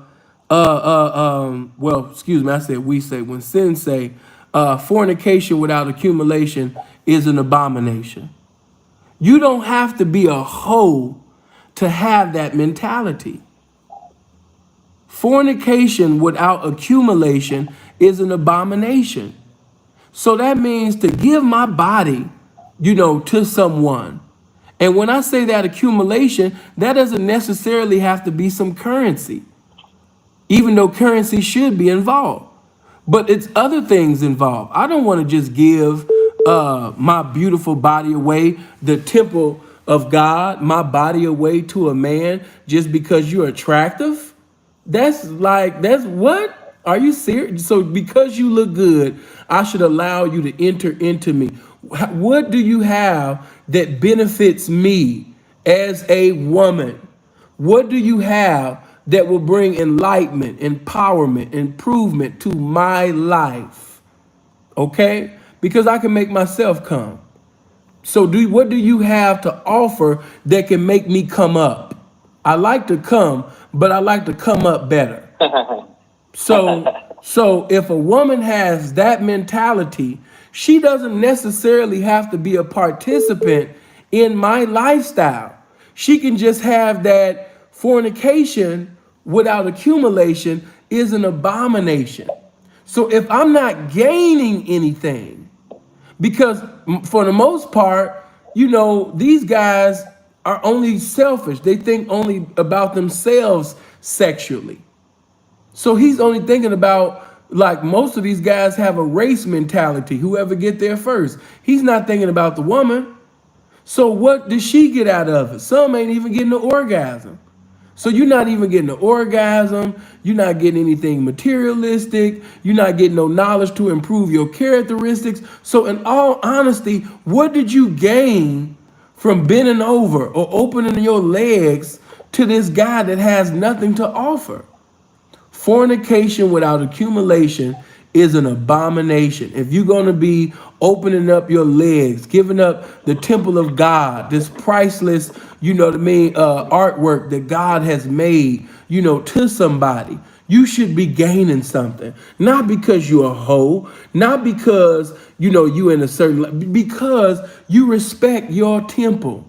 You respect yourself. You know that you're a woman of importance. And because I'm a woman of importance, a man has to do something important and continuously do something important to obtain and maintain my attention. I am not somebody you just say, oh, I love you, and my panties fall down. I am not somebody that say, oh, baby, you look good, and I just start sucking your dick. Fornication without accumulation is an abomination. So even though, I'm promoting my game, I'm promoting the lifestyle, if a square woman hears this, she doesn't necessarily have to stand on a corner or post on the internet or go inside of a resort, a casino. She could just be a woman on a 9-to-5 having a career. And she's not somebody that is, even though she's not selling pussy, as to say on a blade or something. But if I am going to be involved sexually with somebody, what power can I gain from doing this? Not just money. What power can I gain by doing this? Because I'm giving you something that is the best definition of valuable to me. So it would be very disrespectful for me to give this pussy up to you, and you have nothing to offer. And this is the mentality that all women should have. You don't got to be no hoe. You just got to understand your importance as a woman and stop giving up pussy and head like God gives out air. That's all. But yeah, like I said, I could keep going on and on. Like, when we say, when the great incomparable Mel Taylor says that, a well-placed truth is better than any lie. When I receive that game, even though I apply that information to my lifestyle, a square can hear that and apply that to their lifestyle. A square can hear that game, a well-placed truth is better, than any lie, and say, you know what? I need to become more intelligent. I need to become basically know how to strategize and know how to wisely place the truth within my conversation so I don't have to lie. Because when you tell a lie, you might not remember that lie. You might, And plus it's contrary to character. And then, who is this woman that you got to lie to? But if you wisely place the truth well within a conversation, you told the truth without basically conveying information that she desired. Why? Because you wisely placed the truth well. When you tell a well-placed truth is better than any lie. Let's say a woman might say, what do you do? I might actually tell her that, the lifestyle that I live, people in religiosity and many people in society would disagree with the way that I'm living. So you got to be cautious. You got to, see whether or not you want to be with somebody like me, because, everybody don't agree with my lifestyle. Now, see how I just told her that my lifestyle is contrary to the views of people in society and in religion, but I still have not told her that I'm a pimp. I just told her that my lifestyle was contrary to their views, but I never incriminated myself and said that I was a pimp. I just simply said that the lifestyle that I live is contrary to the views of people in society and the religiosity. That's all I said. A well-placed truth is better than any lie. I might tell her, she might say, are you, a pimp? She might even ask, are you a pimp? And my answer to her, I might even say, well, why would you ask me, am I a pimp? Is it because of how I dress, how I speak? So you don't think that black men, can have some intelligence? You don't know that black men can have elegance? You don't think that black men can have diligence about doing this or that? So you try to basically label me as somebody that's in criminality because I have a certain amount of currency? What compelled you to ask that question? And because of the tone of my voice and the way I'm asking, most women, if not all, would say, oh, I apologize. I didn't mean to disrespect. It was because of this or this or that. Well, I didn't mean no disrespect. And now I've changed. Now I'm about to drive in a whole nother direction. She's never going to get the answer to her question. I'm never going to directly answer that question until it's time. And when I know it's time is when I know that she loves me or she strongly likes me. And once I know that she extremely likes me or loves me, then that's when I will reveal to her my lifestyle. Because at that point, my lifestyle does not matter. I could be a killer, drug dealer, pediatrician, atheist, agnostic, pimp, whatever the hell, GD, BD, nigga that sells CDs and DVDs outside of a barbershop. It would not matter, because the importance now is that she likes me. She wants to be involved with me. So no matter what lifestyle I was in, she would want to fuck with me anyway, because now she actually sincerely possesses the love that she professed to have for me. So now, all I got to do now is intensify her desire to want to be with me. She liked the man that I am. So because she liked the man that I am, now I can come in with the pimping. Sinful to P got a chance because she has fallen in love, or she really likes the mental safaris that me and her have when we converse, about things outside of the game. She likes Philip the man. And because she likes Philip the man, Sinful to P will have an opportunity to do some pimping. And Sin, on that topic real quick, what would you recommend for somebody like myself that's trying to work on his mouthpiece, like his communication skills, specifically when it's talking to a woman that you just met? I feel like in my mind, I feel very confident, but when I go to talk, sometimes my choice of words doesn't reflect how I feel, how confident I feel. Okay, before I make a statement, let me ask you a question. Are you reading every day? Pretty much every day. Pretty much. I actually bought a book on a player of the original White Folks recently. That's what I'm reading right now. Say that title again. It's called Original Game by I forget his first name. I think it's Dariel. He's the original White Folks. Yeah. I'm familiar. I never read that, but what I will say to you is this. And that's cool that you have that book. But what I would refer to you, I'm going to tell you the same thing that the Honorable Elijah Muhammad told Brother Malcolm. to study the dictionary. Study the dictionary. I tell every young pimp, every square that I've ever presided over in consultation, they will tell you that sin instructs people to read the dictionary. You cannot understand the word of God. You can't understand certain novels. You can't understand certain books. It's certain people are not even getting the full revelation from books because they don't even understand what they're reading. If they completely understood the definition of all the words that they read, their understanding would be greater of what they're reading. So all I'm gonna say to you is, as you begin to not only read the dictionary, you need to talk to intelligent people. You need to be in debates, conversations with intelligent people. Think of somebody intelligent that you know and start a debate. Start a debate with that person. I might call my little brother. I can call my baby brother right now. And I know that because he thinks he want to be more, my little baby brother always wanted to be more intelligent than me.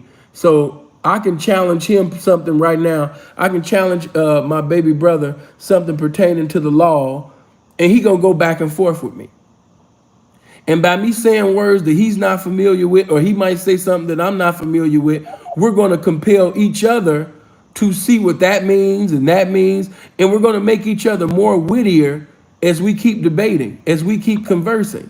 And it's impossible for a man to be reading every day, debating every day, having intelligent conversations every day, people asking you questions that make you think every day, compel you to research every day, and for you not to have a mouthpiece. That's impossible. Because all you have to do is open your mouth and the information is always there. You don't have to, let me write this down, or, how I feel. No, open your mouth and be confident in your intelligence. Be confident in that arsenal, man. That mouthpiece, that gun, that M16 that never runs out of bullets, that brain, It's crazy, man, because once I talk to most females, not every female, but most females, I feel like they're not on the same level of intellect. Okay. Once I hear them really speak, I'm like, man, like this, I really fumbled the ball in the beginning to this woman, and I feel like she's not on the same level, but when I go up to speak, it's just in the approach. Once I get comfortable, they catch on pretty quick, like, oh, this guy's, he's not dumb as a box of rocks, but it's just that initial conversation where I get a little nervous. I think that's what it is, man. You get nervous and everything, but let me go back to what you just said. You said that they're not on your level. That's good. I don't want them to be on your level. I want you to be above the woman. I want you to teach the woman. But as a teacher, you have to find out successful teaching methods to basically use to convey your message to that woman. I like being a teacher. That's why I'm here. Right. Learning. Right. So when you're dealing with a woman who's not intellectually, or it's one thing for a woman not to be on your level, or to have a woman who has no desire to learn. Okay? If you dealing with a woman that has no desire to learn, I can understand your frustration. I can understand you being irritated because you have some that's just stuck on stupid. She has no desire to learn anything. She don't care what you say. What profound book or what profound quote you heard. She ain't trying to hear none of that. She's stuck on stupid. She only cares about entertainment. She doesn't care for enlightenment at all. I don't think that would be a female for me. Right. But the female that wants to learn, that's the one that you actually take out time and make sacrifices for her to, comprehend what you're saying. And if she doesn't, that's a challenge for you to come up with a successful teaching method so she can learn. Because that's what a teacher does. A teacher does not give up on a student that wants to learn. A student that truly has a sincere desire to learn, and they're around a teacher that loves teaching, that teacher is going to come up with a method to teach that student. And that's in any lifestyle. So Thank you, Sin. Go ahead. I don't want to drag it out too long, so let someone else get in the conversation. But I did want to ask you: do you do any consultations or anything like that, where I could chop it up with you, maybe 30 minutes to an hour? Anybody that wants to speak to me privately can either go to my website, www.sinfulthep.net, and click on the consultation button and set up an appointment, or they can just send $200. I told you guys after this year that's changing, but as of right now it's $200. You can just hit the Cash App, and when you send the $200 on Cash App, you can just put consultation as your message. So you can send $200 on the Cash App and just put, consultation as the message, and consultation and your phone number. Yeah, put your phone number. Matter of fact, you ain't even got to do that. Send $200 and have your phone number, and I'll just know that you want to talk to me. Cause some of y'all, it's too. I guess, some people that misspell consultate. Lord Jesus. But yeah, man, the easiest thing to really do is go to that website. That's what the website is for. But if you can't, for whatever reason, the website, because some people say, I've been trying to do this with PayPal, and if it's more easier with you with the Cash App, then just send the $200 Cash App. And if you're following me on Instagram or you on my Patreon, you can just hit the DM or my inbox on Patreon and say, Sin, I sent that $200 to you because I need to talk to you, consultation. And, me and you will come on one accord for the time. That's how I did it with one of the Patreon members that I'm speaking to on Sunday, because he got at me like that, Awesome.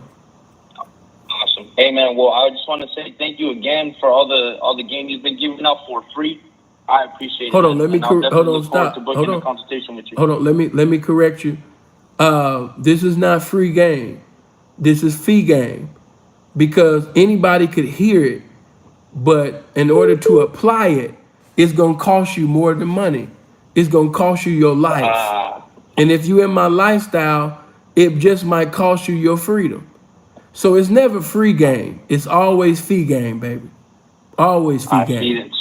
All right? Because it's even gonna cost you. It's gonna even cost you time to do what I just said, and time is more valuable than money. But all right, go ahead. Blessings. Absolutely not. Just thank you, man. Have a good one. All right. All right, man. I'm over 3 hours. Plus, I wanted to come back and do another one if I could later on today. So let me see. Yeah, it's still kind of early. It's 5:19 EST. I'm gonna try to come back tonight. Matter of fact, how many of y'all miss us gambling and music battling? Because if you want a music battle, we can do that at the Sinful to P live videos channel. On Sundays, that's where I mostly, preside over us listening to gospel music and fellowshipping. But if you want to have the music battle and us basically have the $100 or $200 battles, we can come to the Sinful to P live videos channel. So what you want to do, if you want to follow me on all my channels, because if I do go live tonight, it'll probably be on my Sinful to P Presiding Over Rebuking Service channel. So what you want to do is you want to click on channel. And once you click on channel, you would basically see the channels that I have created. I'm subscribed to all my channels. And I would love for you guys to click on channel on my page and just scroll down and go to all my channels and click on the subscribe and bell for everything. Also, I want the mods, before I get out of here, to put the link to my Patreon in the comment section to give you guys the opportunity to come to my Patreon. And that's another thing. What do you guys want me to do? Those of you that are at my Patreon, what do you want more of? Because I'm endeavoring to bring everything to my Patreon, for now. Because pretty soon, even my website Cray has been talking about doing it, but we're gonna create an app, and you guys will be able to do the same thing at that Patreon. You'll be able to do it in the future on that app, and we'll be able to do more on that app. But as you see at the app, we got movies, documentaries, the $50 tier, which is the Pimp and Hoe tier. That's where all the game content is at. So if you want to hear some game, if you want to hear more videos and watch 3 hour, 2 hour, 15 minute, 10 minute, 8 minute videos about the game, that's all on the $50 tier. On the $5 tier, that's mostly like the Square content that I did conveying game, but wasn't speaking about the game, you know, along with movies and documentaries and information pertaining to medicine, fruit, water, just random things is on that $5 tier. But it's very beneficial information there, from knowledge from the conscious community, knowledge pertaining to every denomination within religiosity, just a lot of good information. Anybody will tell you that my $5 tier is the shit. Some of my Patreon members just might tell you that Sin got the best Patreon, period. Some might tell you that because of all the things that's on my Patreon. They might sit up there and tell you that there's nobody Patreon that's fucking with mine. Let me see. Bro, the general said, cancel your Netflix now. You gonna make me start P-Flix. Yeah, we gonna have them P-Flix, man. Them good old P-Flix. Yeah. But I appreciate you guys, man. Thank you for calling in. Thank you for dealing with me. Mods, did you do that? Did you guys? Let me see if y'all did that. I definitely appreciate my last caller. That's why I want to leave out with him, because that was a very good note, and I don't want to deal with anybody that might come in, Let me see. Oh, let me say this. For those of you that want to watch, say for example, right?